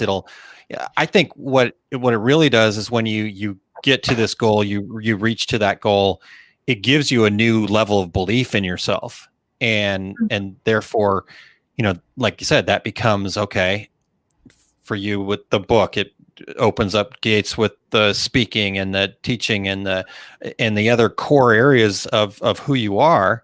And I love the fact that you said it should scare the pants off of you. You know, if it doesn't make you a little bit uneasy, at least, but going so far as to scare the pants off of you, I agree with that completely. Make it something that's worth getting. You know, my quote that in fact, I think you've got a shirt of the quote from Michelangelo. That's the goal. Wore it today. Nice. Awesome. All right. So that's the breakthrough goal. Any other thoughts about that before we get into week 7 here? No, I think that basically covered it. It should be something that really is going to make a seismic difference in your world if you accomplish it. Perfect. All right. The one last thing I wanted to share about breakthrough goals is, as you get to it, here's the other thing that I think becomes a bit of a challenge when it's scary. But this little piece right here, if you write that at the beginning of it and you think that at the beginning of it, I will, that's the belief that you have to get to be able to achieve that goal. You have to get to that. And at first it's going to feel faked. At first it's going to feel like, I'm just saying this to say it, but if you keep on it and every day when you're thinking about this breakthrough goal, I will write a book. I will, get whatever it is that you're doing and or whatever it is you need to do. And so I think that's a really important piece for folks is don't drop that I will, even if it feels fake or forced at first, because it will become more natural as you keep moving towards the goal. Make sense? Makes sense. All right, cool. So now we get into week 7. We get into, and I think this is a really challenging topic for folks, but we get into 100% responsibility. Basically, my favorite. Good. I was hoping that that would be the case. So, he talks about E plus R equals O, and I can explain that a little bit later, but talk to us about what taking 100% responsibility means to you, Kristine. Best thing I ever learned in my life, bar none. Mic drop. Yeah, basically. And I'll tell you why. Because when I was younger, and I've told this story in pieces before, but when I was younger, I had a very strong sense that I had gotten a raw deal in life. Yeah. That the world owed me something, that things were not fair, and I was owed something for that. Yeah. And that because I was damaged, everything that I did that went wrong or caused problems for people or caused problems for me was not my fault because I was damaged. I was hurt. Yeah. And I was a pretty unpleasant person to be around, in a lot of ways. And there's part of me that doesn't really even like thinking about that young woman because she was hurting a lot and she hurt other people, and I don't like that. Sure. And I refer to her as she to put the distance, but I hurt other people. Well, and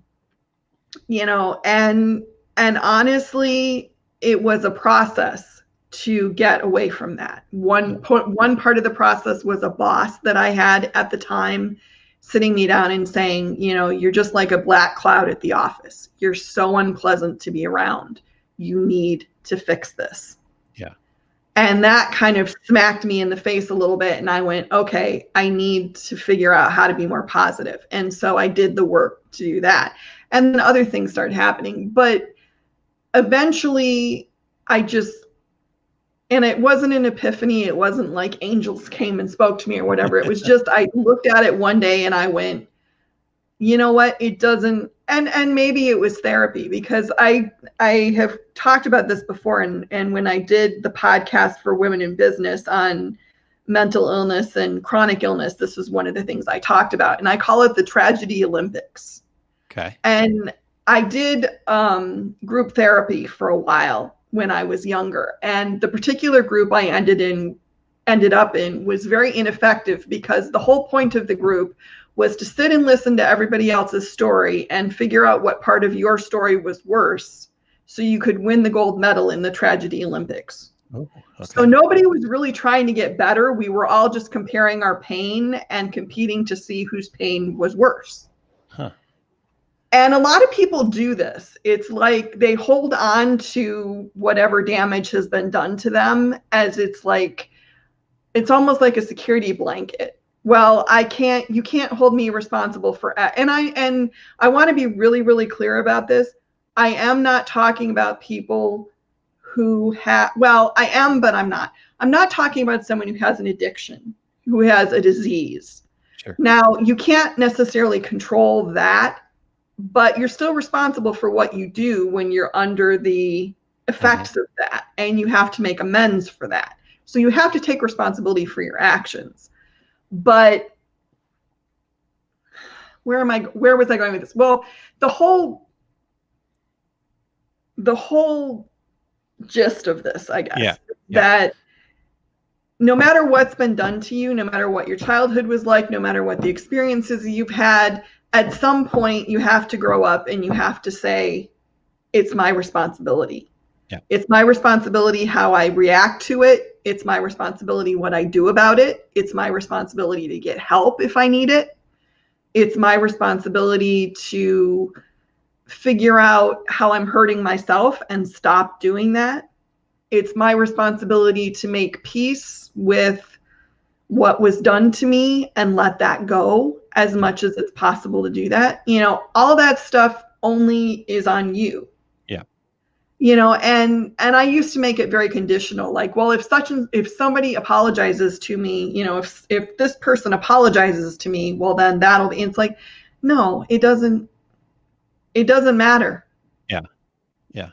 You know, it's your responsibility. You have to take responsibility for yourself and what you do and how you impact the world, no matter what's happened to you. Sure. Well, and I think another thing, Kristine, is if the way I can kind of do this in my head is, you know, whatever those experiences were that happened to us in the past, that's potentially holding us back at this point. You know, and so the more I continue to allow that to hold me back and give them my power, the less, I don't know, I guess, like I said, feel like I'm giving them the power to continue to keep me in this space where I know, I want to know, or I hopefully will know that I can be whatever I want to be. And so to me, that becomes very empowering. And I know it can feel scary for people to look at this and go, okay, I'm responsible for everything in my life, no matter what has happened to me. And that's the basis of this. Again, there's a lot of things. And so there's, like you said, being clear about where you're at. But at the end of the day, you do have that power. You might need some help to get there. You might need some, but you got to ask for that help, and you got to be able to, you know, go through some tough stuff and like you said, get some therapy or whatever. And so from that personal level, it's empowering to me. From the other, go ahead. Yeah, please. Well, I will say this. It sucks out loud to admit that you're responsible for screwing up. Yeah. The first time you do that, it's hugely empowering, but it also sucks like a Hoover. Yeah. When you look at something and you go, my choices got me in this mess, or my choices allowed this situation to continue, and you own up to it. Oh my God, that hurts. Yeah. When you realize that you hurt yourself and you voluntarily did it, it's hard. Yeah. But it's also huge, because the minute you can step up and do that and look at the wreckage that's lying around you and go, yep, I did that, but I'm going to learn from it and I'm not going to do it again. Yeah. You've made a quantum leap in being a person, in being a successful person. Yeah. So, you know, a lot of people, I think, avoid taking responsibility because it's hard to look at the wreckage of something that you cared about or you wanted to make good and realize that you couldn't. Yep. And honestly, this was one of the best insights I ever had about my parents, was that they couldn't apologize for some of the things that happened because they couldn't acknowledge that they hadn't been able to do family the way they thought they should do family. Yeah. And it doesn't excuse it, but at least it helped me understand it, I guess, if that makes sense. Yep. So, you know, I'm not going to lie. sucks like a Hoover. I like But that. Sucks like a Hoover. It does. But once I could do that, once I could stand in the rubble of something and my dark year is a good example of this. My dark year was apocalyptic. Everything fell away, blew up, exploded, collapsed. Horrible. At the end of that, I had to look around and go, okay, I just blew my life to shit, man. Yeah.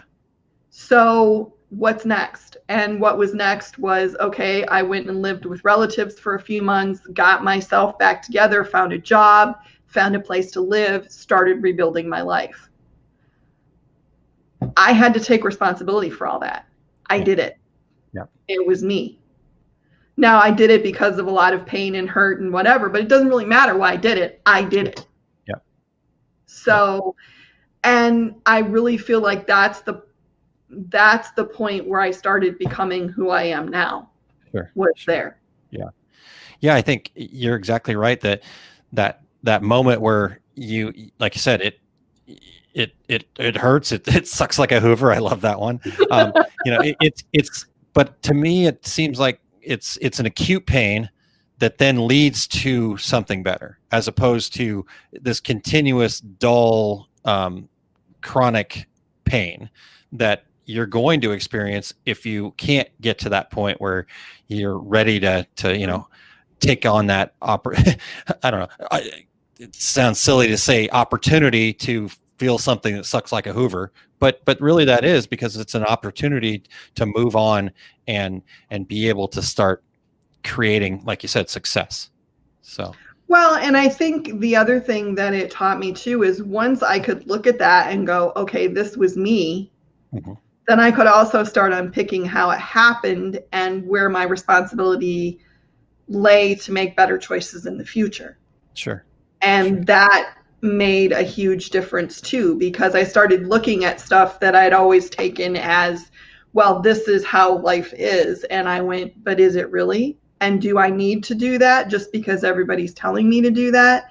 Yeah. And do I believe these things that the culture is telling me are true? Which led me to some interesting conclusions that not everybody agrees with. But, well, I mean, I have, don't get me started on God or family, or we'll be here all day. Yeah, but, we should probably avoid those for today. Yeah. But, I mean, it made me look at things, because if you're responsible for what happens, you're also responsible for the choices you make. Exactly. And you're responsible for making good choices for yourself. Sure. And sometimes the choice that's good for you is a choice that other people aren't going to understand. But if you're responsible for your life, you also understand why that choice is the right choice for you, because Correct. You've done the work to figure that out. Yeah. Well, yeah, like you said, it's your choice to make, and it has to make sense to you. And right. If somebody else doesn't understand or agree with it, none of their damn business. So, Well, you'd be surprised how many people think it's their business. Well, exactly. But it's not. It's really not. Yeah. It's a choice that goes against what they feel is the natural order of the world or the culture Sure. or whatever. Yeah. But and again, just like taking responsibility, some of the choices you have to make may be really hard ones. But sure. I mean, like you said, when you got divorced, if you've ever been married to someone that is not the right person for whatever the reason, doesn't mean they're a bad person, just means it doesn't work. Yep. That's a really, really hard choice to say, you know what, this needs to stop so we can both find something better. Correct. The easier choice is just to say, let's stay together and be miserable and, screw up everybody's life for the next 40 years. Exactly. Exactly. Yes. Not good. So Kristine, let's I'm going to pull the worksheet up real quick on this because I wanted to cover a couple things. But the other thing I want to do is let's make sure we're tying in business a little bit here too, because this all does come together. So basically there's some information here, but just a series of questions for you to answer. And I like where the first one starts. At least it helped me in the fact that I didn't have to worry about, it didn't seem so big and scary because I only had to take 5% more responsibility.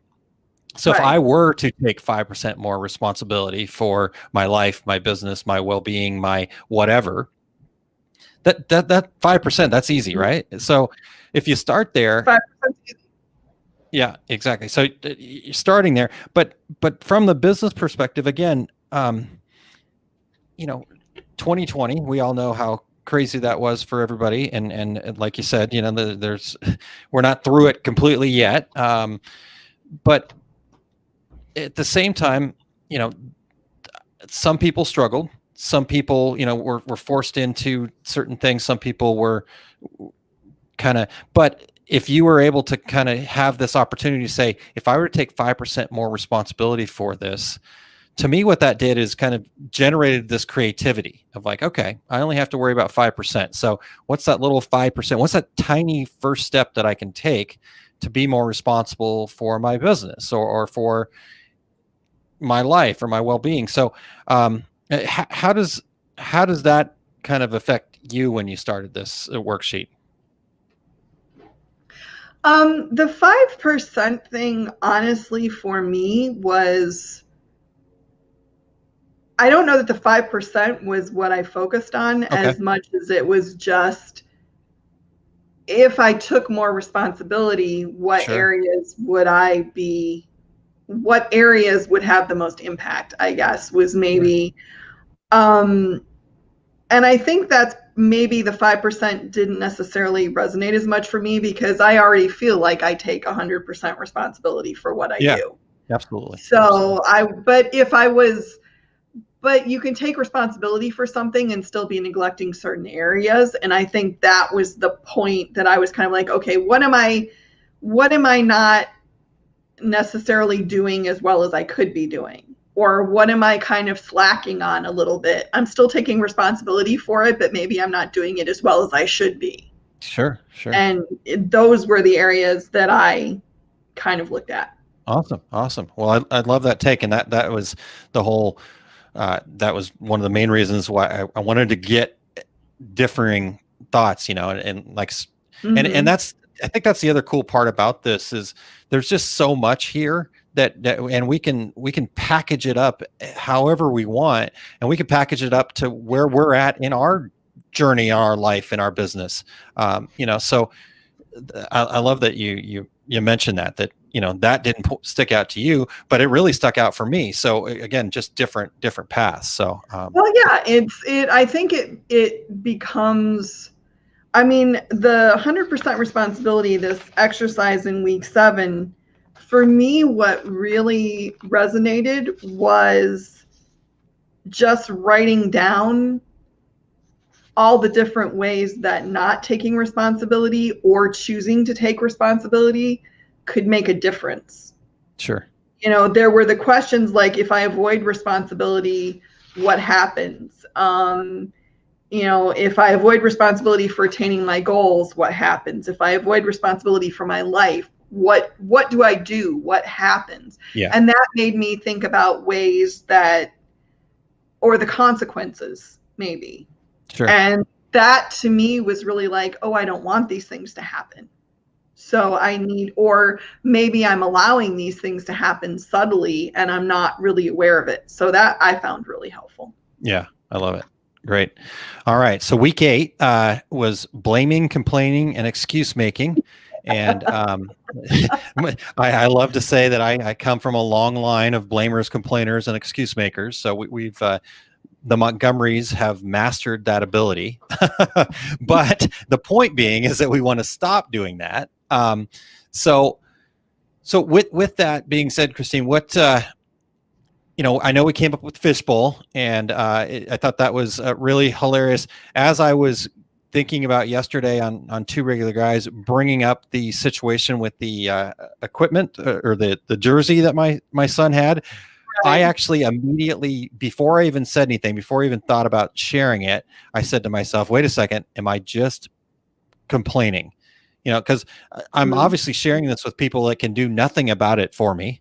Nobody on listening to Regular Guys was responsible for my problem that I had. But again, yeah. So it's kind of thinking through that. Now, I came to the realization that sharing this was an opportunity to educate and share with people Right. that they do things. So I continued forward. But to me, this having something that you key into and go, okay, let me think about this, that pause before you actually say something, before you blame, complain, or make an excuse. Right. So Right. what has this changed anything for you?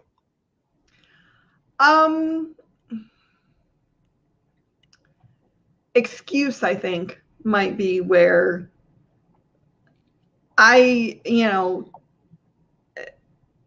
it's really easy for me sometimes to come up with reasons, especially right now, I think, with everything that's going on, why I can't do something, why I shouldn't do something. Yeah. So that's something that I need to check a little bit, I think, maybe more often than I do. So maybe I need a fishbowl for excuses. I don't know. But,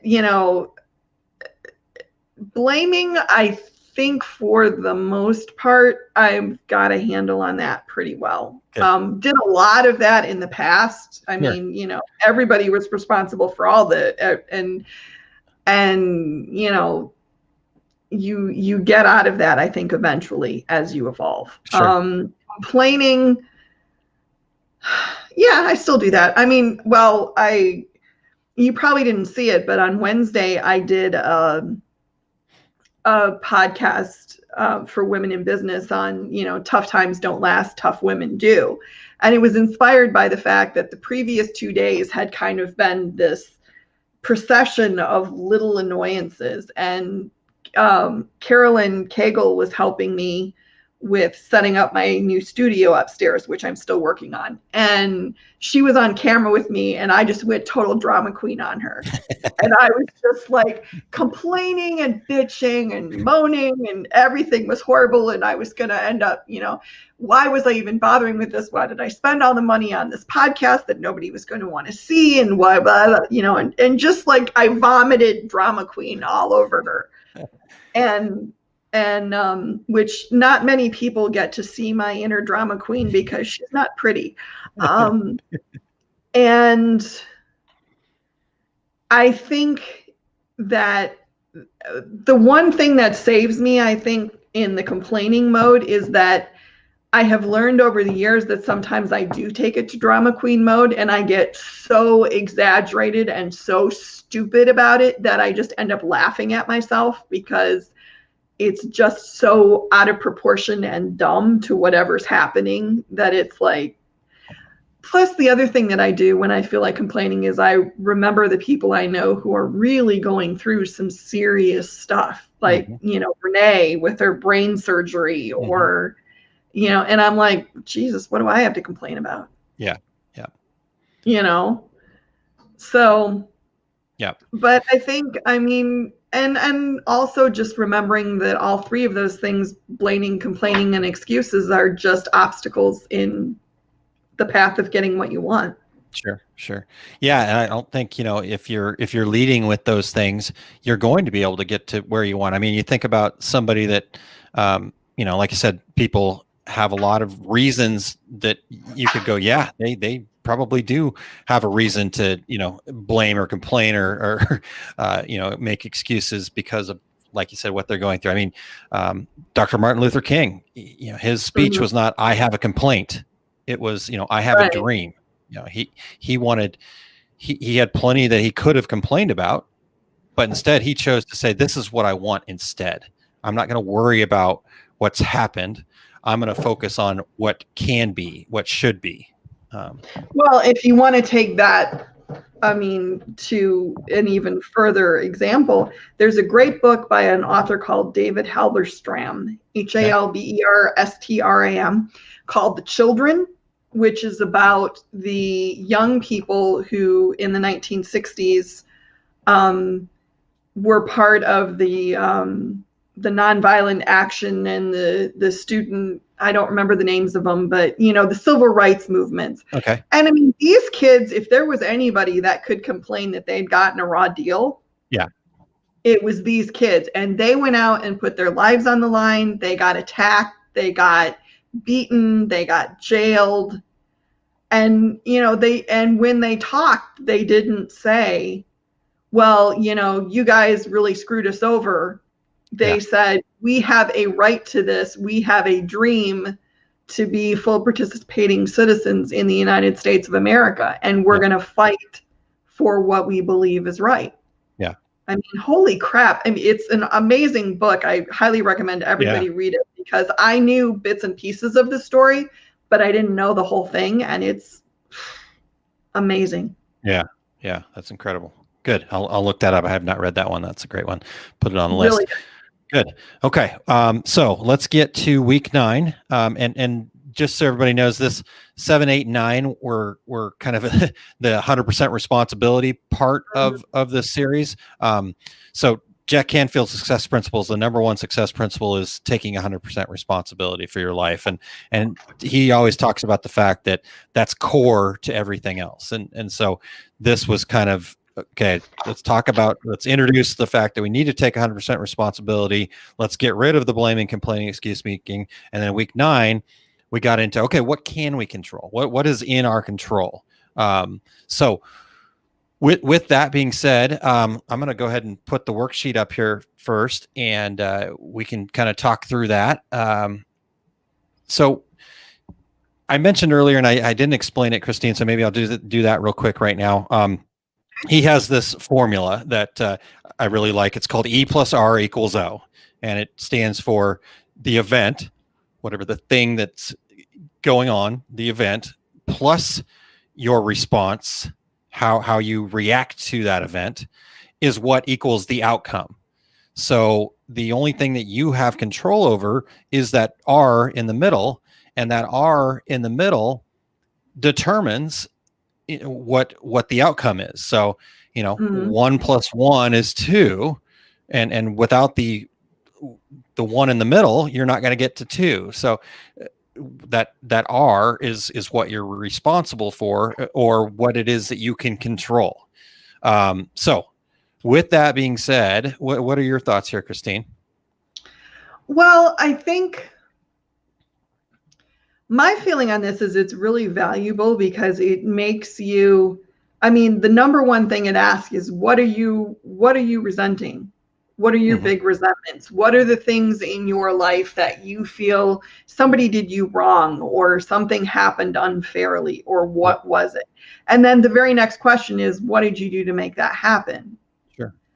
And, part of me was like, the first time I saw this, part of me went, well,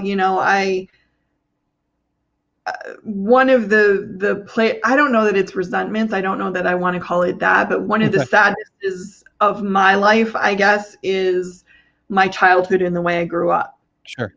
And, then I looked at the next question and I thought, well, what was my role in creating that? Well, I didn't have a role. I was born. Yeah. But I kind of did have a role, because I let what happened to me in my childhood and what I was told and how I was raised impact my adult behavior for a lot longer than I probably should have. Sure. So yes, I did have a role in creating problems for myself down the road. Yes. Because I didn't choose to get help and take responsibility. Yes. So that was kind of like, because my first reaction, I wrote down the resentment, and then I saw the next question and I went, well, screw you, Jack Canfield. I didn't have anything to do with this.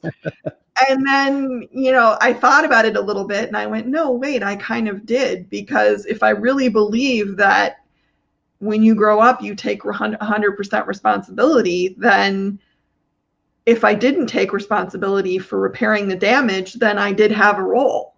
Exactly. And then that immediately led to number 3. What could I have done differently? What I eventually did, which was take responsibility, get help, figure things out, journal, write, cry, whatever I needed to do. Sure. And then the different outcome was I am who I am now.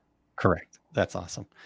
That's perfect. So, but what's interesting to me is that my initial reaction to that second question was, I didn't do it. Yep. It's me. Yep. Yeah. You know, and I really, viscerally was angry about it, Yep. you Yep. know, and I think that happens for a lot of people, that especially when you're in that cycle of blaming and complaining and making excuses, that when somebody asks you, well, did you have anything to do with making it? Oh, no, not me. Yep. Yep. Yep. You know? Yeah. Well, I'm grinning ear to ear, because that is just, I mean, that's exactly what this is all about. And I think it is hard because kind of your role, like you said, I was born. So what role did I have playing in that? Nothing.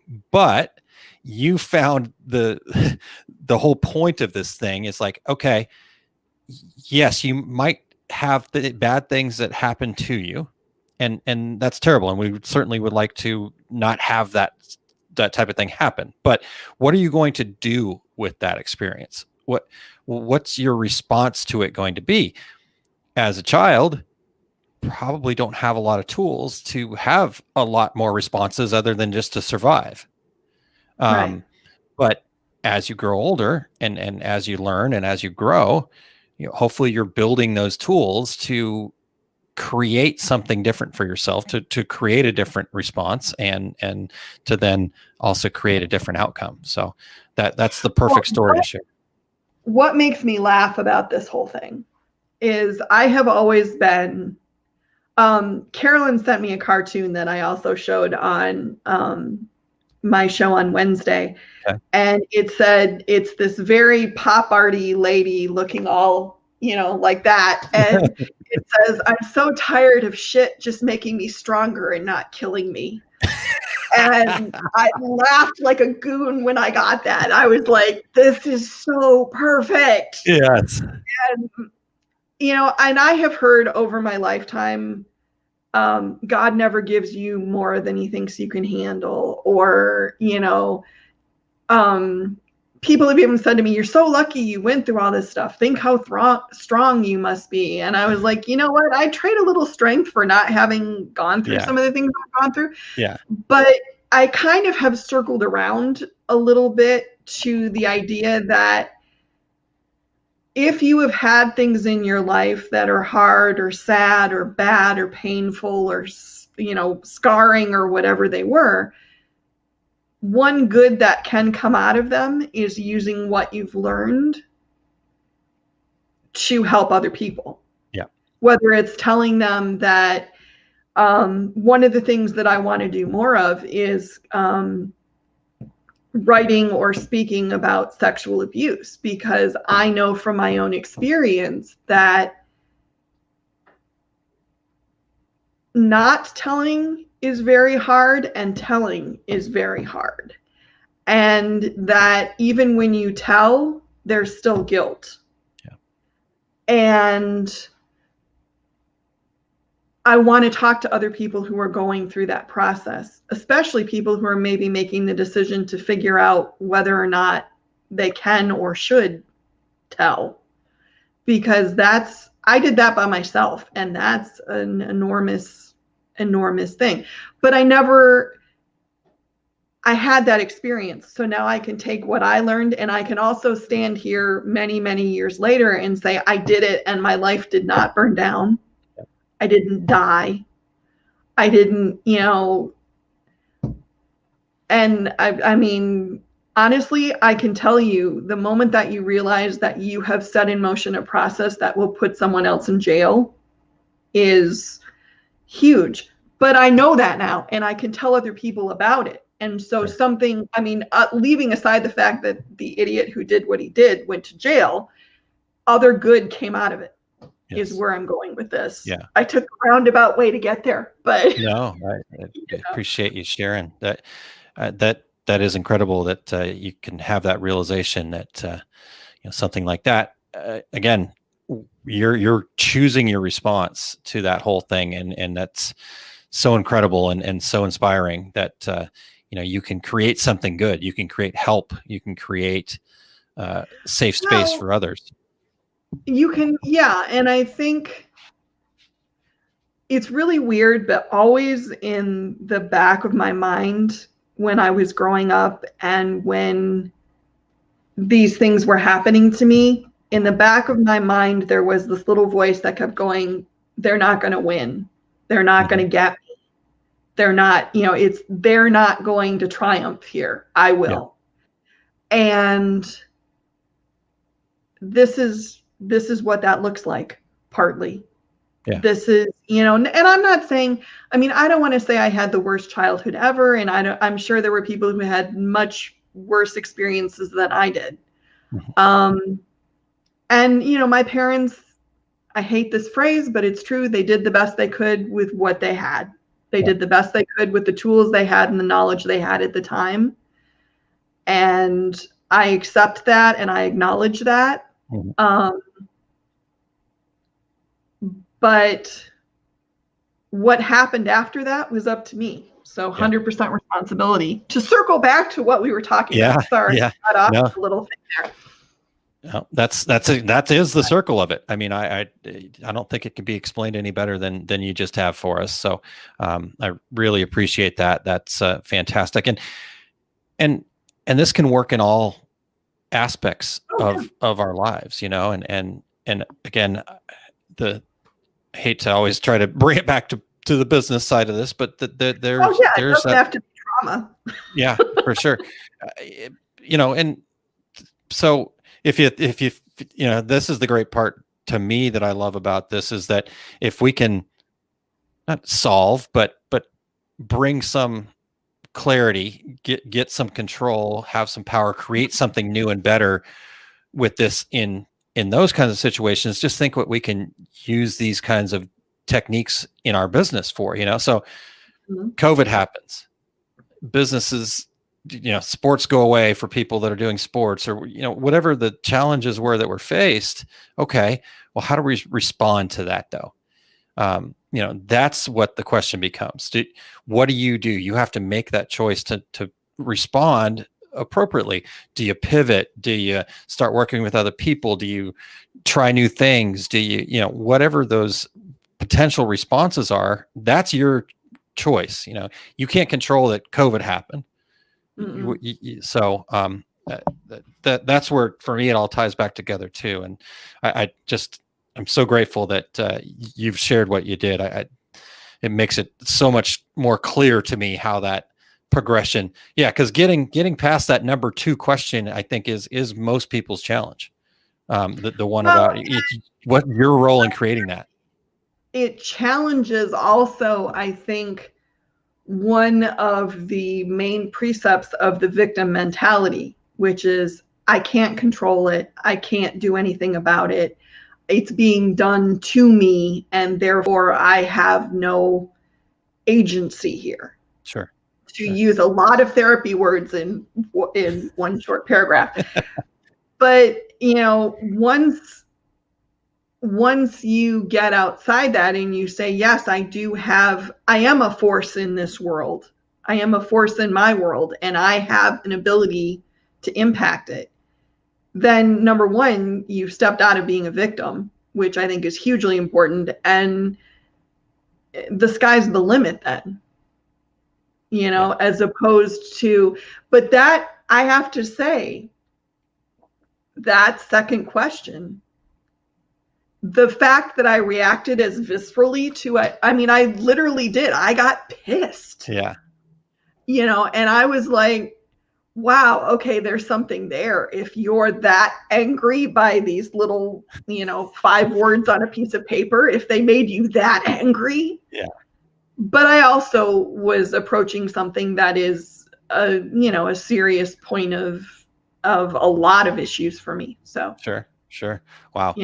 Which might be a signal too. If you hit on something that really brings up a strong emotion when you look at that second question, then maybe that's something you really need to deal with. Yeah.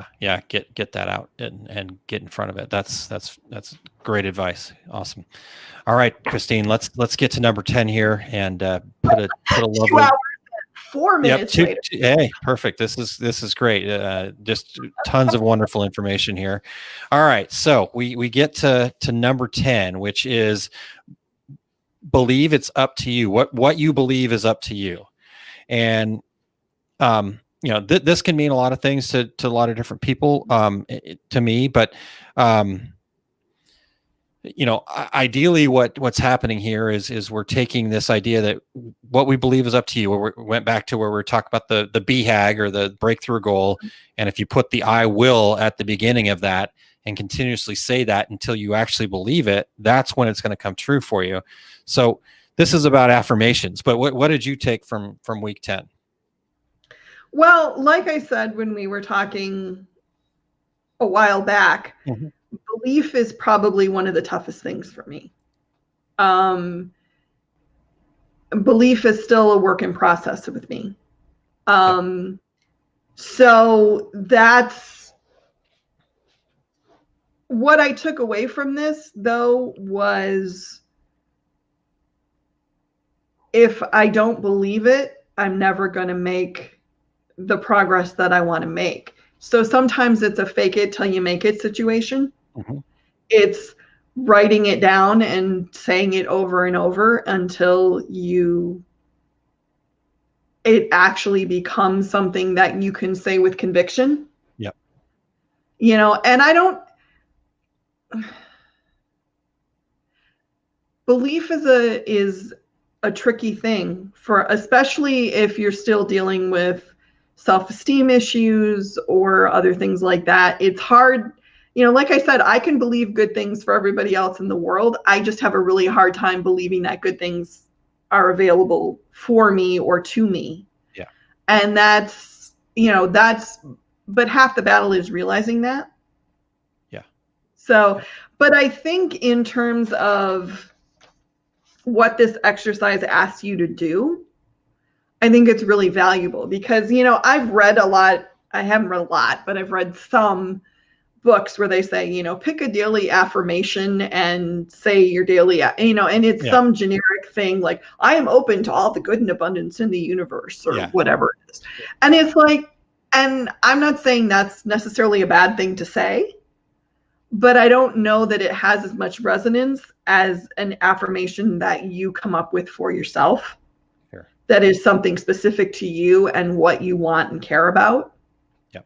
So, that's kind of, like I said, if we wanted to set up another podcast, I could do a whole show on belief. But yes. Yeah. I mean, it is a tough thing, I think, for most people.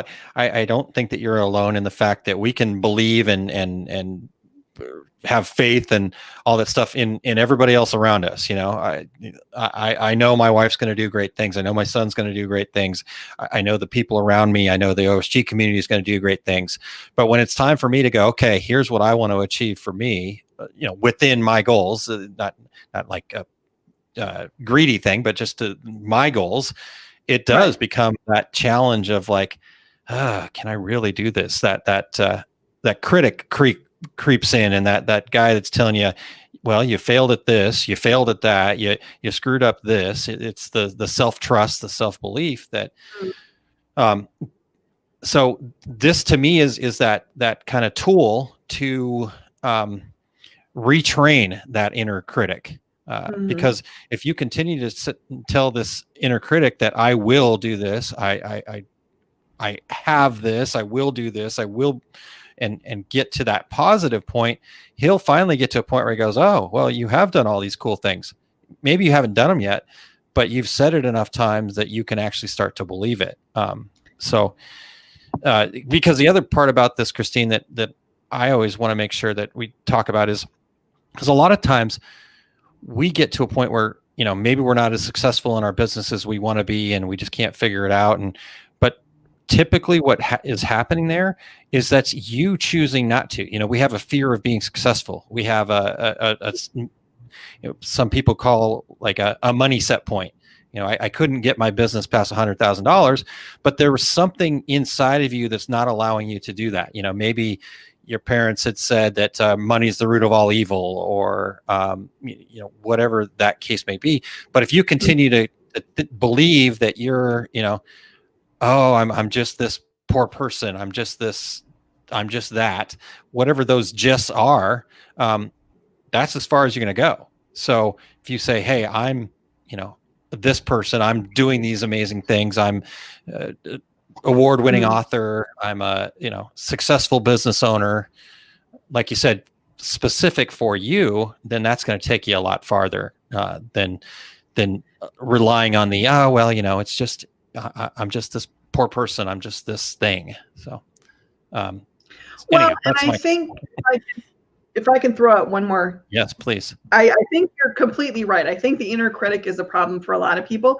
I think the other problem, and I know this is the one I have, is believing that you deserve it. There's a part of me that is still that kid who was told, you're not good enough, you're not important, you're not, whatever. That I don't want to get started on inner child because that makes me want to punch people too. But, there's that person is still there and and for me, believing in good for myself is more about not quite believing that I'm worthy of it. Yeah. I mean, I can accept my accomplishments and I can be proud of what I've done, but there's part of me that still goes, yeah, but you really don't deserve this. Yeah. You really aren't worth it. Yeah. Why should people want to read a book that you wrote? Why should people want to listen to a podcast that you do? And like my inner critic or my inner child is kind of a bitch sometimes. They are, but just like dealing with other people in our lives, we either have to stand up to them or get rid of them.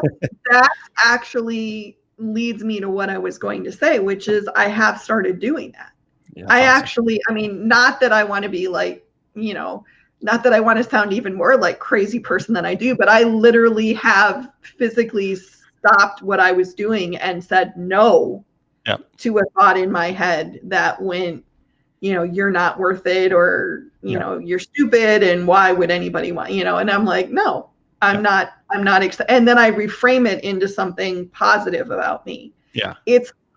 I'll admit I probably would look a little crazy were there anybody else in the house with me, but it works for me. Sure. But that's not crazy at all. I mean, that's somebody that is aware and is taking responsibility. That's somebody that's doing the things that they need to do. Because I don't mean to kind of cut you off, but I even see this back to what Jim was talking about with undervaluing his services.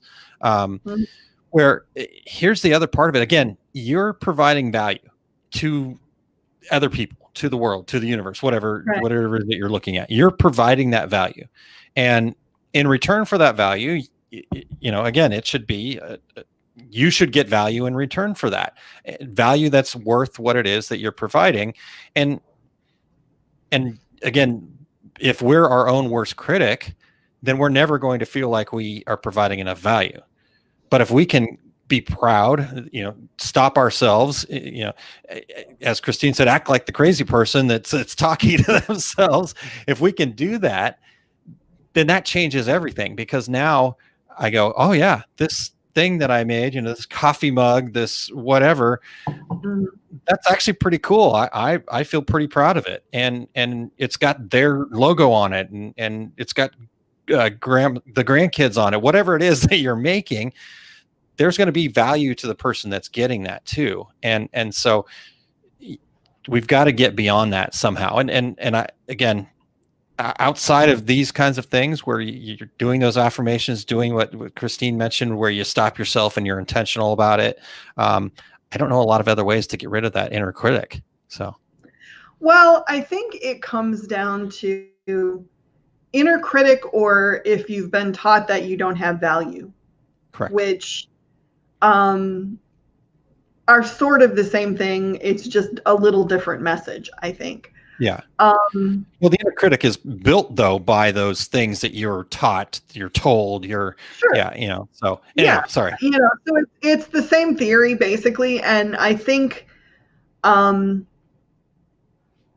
we all need to remember in all this stuff that we're talking about that it's all a work in progress, and it's going to take time to unlearn especially if it's something that you spent years learning, it's going to take time, and it's going to take, you used a really good word that I like, being intentional. It's going to take being alert and paying attention to what you're thinking and what you're saying to yourself and what you're saying to others. And it's going to take commitment to, I want to get over this. I want to, and I'll admit, a lot of the stuff that I do, a lot of the stuff that I'm trying to fix not so much because I think it'll be better for me, but because I think it'll allow me to help others more. Yep. And I've latched onto that because that gives me a life raft until I can get to the point where I'm like, I'm worth it just because I'm worth it. Yep. Yep. So I can say right now, I'm worth it because if I can do this, I can offer a lot more things out there that I think can help other people. So, you find the life raft you can find and you make it work for you. Yeah. Yeah. It's basically. Yeah. I love that. If you're doing it in service of others, it will carry you through to that. I mean, and the other thing we got to realize though, is that everything that we're doing, whenever we're providing value out there, whether that's a good or service or, supporting or being there, whatever it is that we're doing out there, those are all in service of other people, because if it wasn't, then you probably aren't doing the things that aren't in service of other people, unless you've got some other issues, but that's a whole different podcast. But well, like I said, I mean, I kind of knew when you asked me if I wanted to do this, I'm like, oh man, he doesn't know what he's asking. Nope, this is exactly what I had hoped for. So, I wasn't sure, but I was hopeful that we could really get into this. And honestly, you talk about providing value. You've provided a ton of value to me here today. And when we talked about the 100% responsibility thing, how to help people get from that first question to that second question, I didn't know how to do that. I couldn't find a good way. I've been pretty blessed in my life. I have not had a bunch of really difficult things happen to me. Yeah, I've certainly had things, but I definitely feel myself to be very lucky. My parents were pretty darn good. They did get divorced, but so I've definitely overcome some challenges, but not in the way that a lot of people have to deal with. So, it's a ton of value there for that. Is just one of the points. I've got a book full of notes here, so thank you very much for all of this insight. Well, I can help.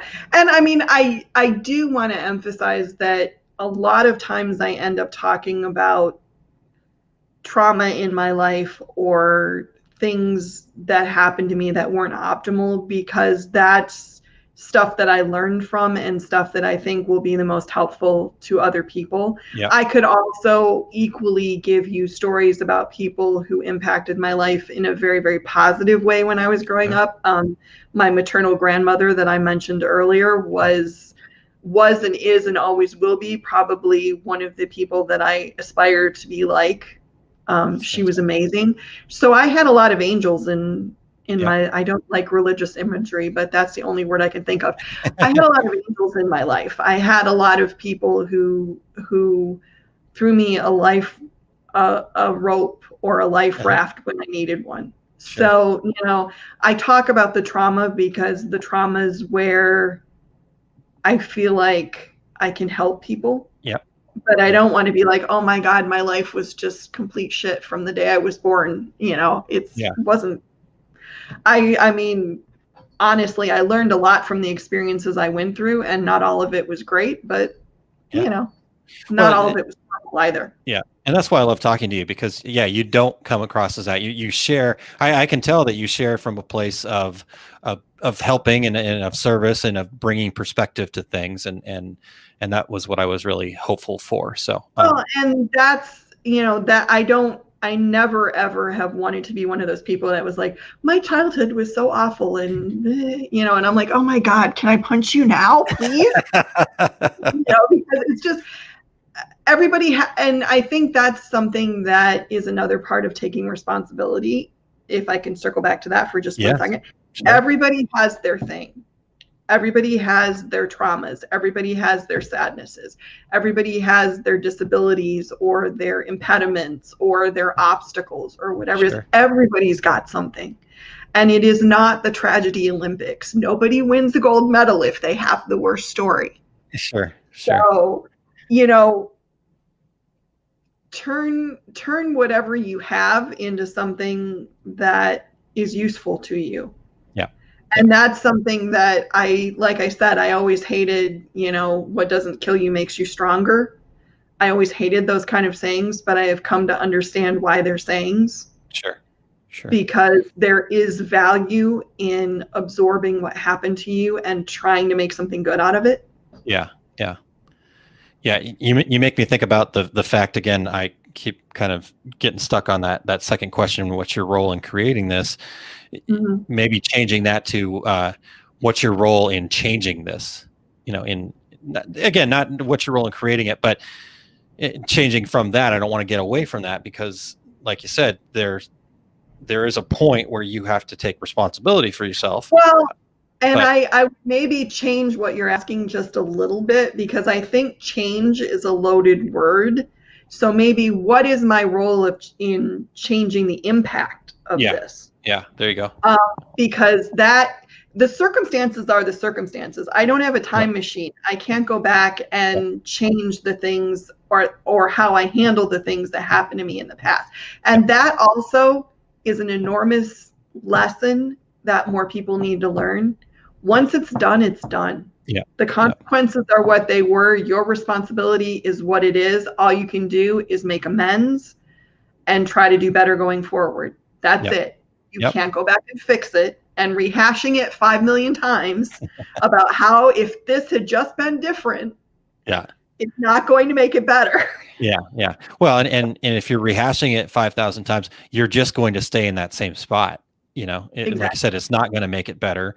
And therefore, the sooner you can, like I said, make amends, move forward, and just get to that next place. You take the learning experience like you talked about and that kind of thing. So, well, and I think one of the value of this whole series and why I like that you did this, which thank you for this, by the way, because it was, I was a little skeptical when you started it and I was kind of like, I don't know. And then I binged watched like the first 4 or 5 videos and I was like, yeah, I am so on board with this now. Nice. And I really got it. And I think one of the benefits of it is that it does a lot of the things that you see out there, the supposed, self-help and fix yourself things are very much involved in either kind of magical thinking, like the secret stuff, where you just go, I'm going to say this thing 10 times a day and then all riches will rain on my house, and I'm like, okay, but I think there's more to it than that. Where's the action part of the plan? And that's what I liked about this is, number one, it talked about taking responsibility, which I think is huge. And number 2, there was an action part. Yes, exactly. Yes. Yeah. I love that. And honestly, it's funny that you bring up The Secret because I actually got involved with this Jack Canfield stuff based on watching The Secret.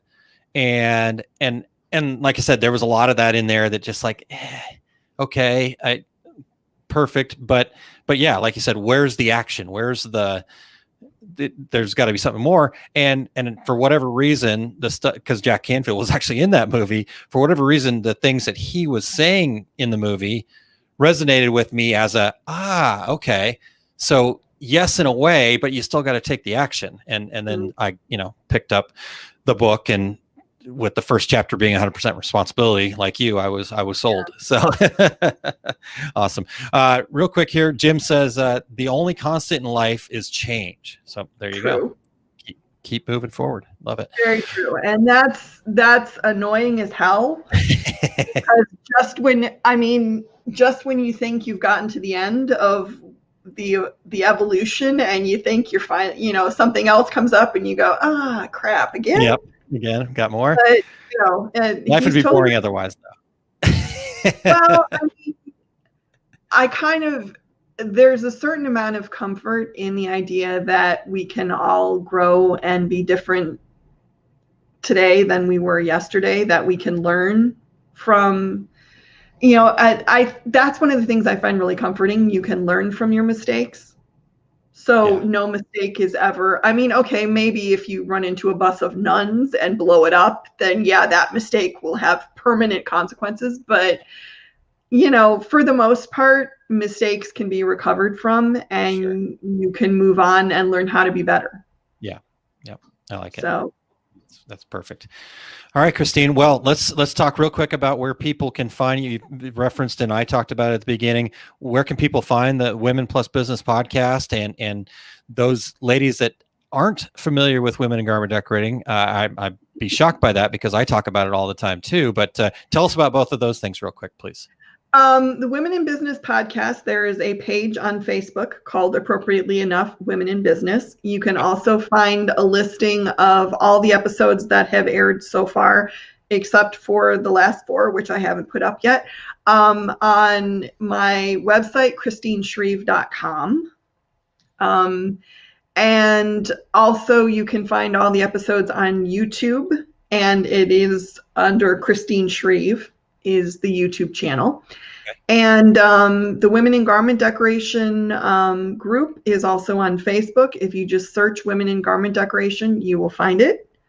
We're at, I don't even remember how many members now. We added a bunch more yesterday, but great group of women. I'm really, really proud of what we've created there. And if you're not a member, I hope you come and join us, because it's a really, really good group of people, and I think we're creating a lot of amazing stuff there. Yeah. So. Yeah, I obviously I'm not in it, not being a woman, but the things I hear coming out of there, just incredible. Kind of some days makes me feel like, man, I wish I could be a woman and jump in that. That's one of the things that I want to try to figure out this year a little bit, is I feel like one of the things that is missing from the discussions that we're having is some male perspective. I saw that you were calling on the Two Regular Guys podcast page for ideas for the podcast. And one of the ones I put out there was, I would love to see a discussion of sexual harassment from a male perspective. Because when Jillian Allen and I did a show on that for Women in Business, and because she's had experiences with it too. 733 as of now members. Thank you, Wendy, for knowing how many members are in the group. That I like that. And one of the things that was missing from that discussion a little bit was, we had our perspectives, but one of the things that I found in my research was also that men get harassed much more than you would think.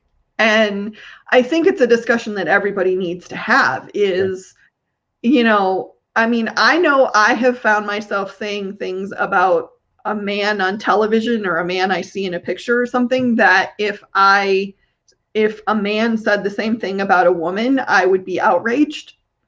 But since it's a guy, I'm like, he probably is really excited. And when I started thinking about that, I thought, whoa, there's like a real, this is the kind of stuff. But there is a real double standard.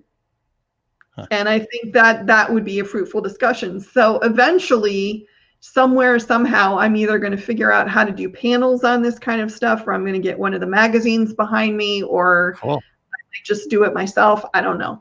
Cool. I love it. Well, just I can't wait to see what happens, and if I can support you anyway, you know where to find me. I do. Well, I want to get you and Todd on Women in Business at some point, and I don't know why I think it should be you two, but I do. I just haven't figured out what the topic is yet. All right. Well, let us know. Awesome. All right, Kristine, anything else before we're almost 2.5 hours, so I think we've shared just about everything we can share. My wife's calling, so I probably Yeah, need to I'm sure Kylene is going, are you still talking to that woman? go. No, thank you for this. This was really interesting and fun. And I'm sorry for the internet blips at the beginning, but we eventually got that sorted out. Yeah, And it all worked out great. It all worked out great. it was fabulous. Thank you very much. You're welcome. You're welcome. Have a great rest of your Saturday, Kristine. And again, everybody, make sure you get over there, check out Women Plus Business Podcast. Also, get in the group. And great stuff going on over there. So thanks again, Kristine, and have a wonderful day. You too. Thanks, Aaron. All right, guys. So there we go. That's a great conversation. I love all the perspective. That was what my hope was that Kristine always has this tremendous perspective. And the other thing I love about Kristine is she's so good at expressing those things. She's spent the time to be able to do that. We always joke that she's the official, unofficial writer for Two Regular Guys, because she always helps us explain what we're trying to say very quickly in a comment, so always great insight there, and really appreciate her time today. Thank you guys very much for what tuning in and checking it out. Like I said, on the podcast version, we're going to cut this up into at least 2 segments and allow you guys to take some bite sizes. So check that out. The other thing I wanted to share with you guys is we just wrapped up a Future You party last night. When we talked about the 10th week of this thing, where the affirmations and stuff like that, a lot of that is, let's get that vision in our head. So just make sure that you're giving yourself some grace, giving yourself, it's okay if it feels forced or fake at first. It will come. And the same thing with your business.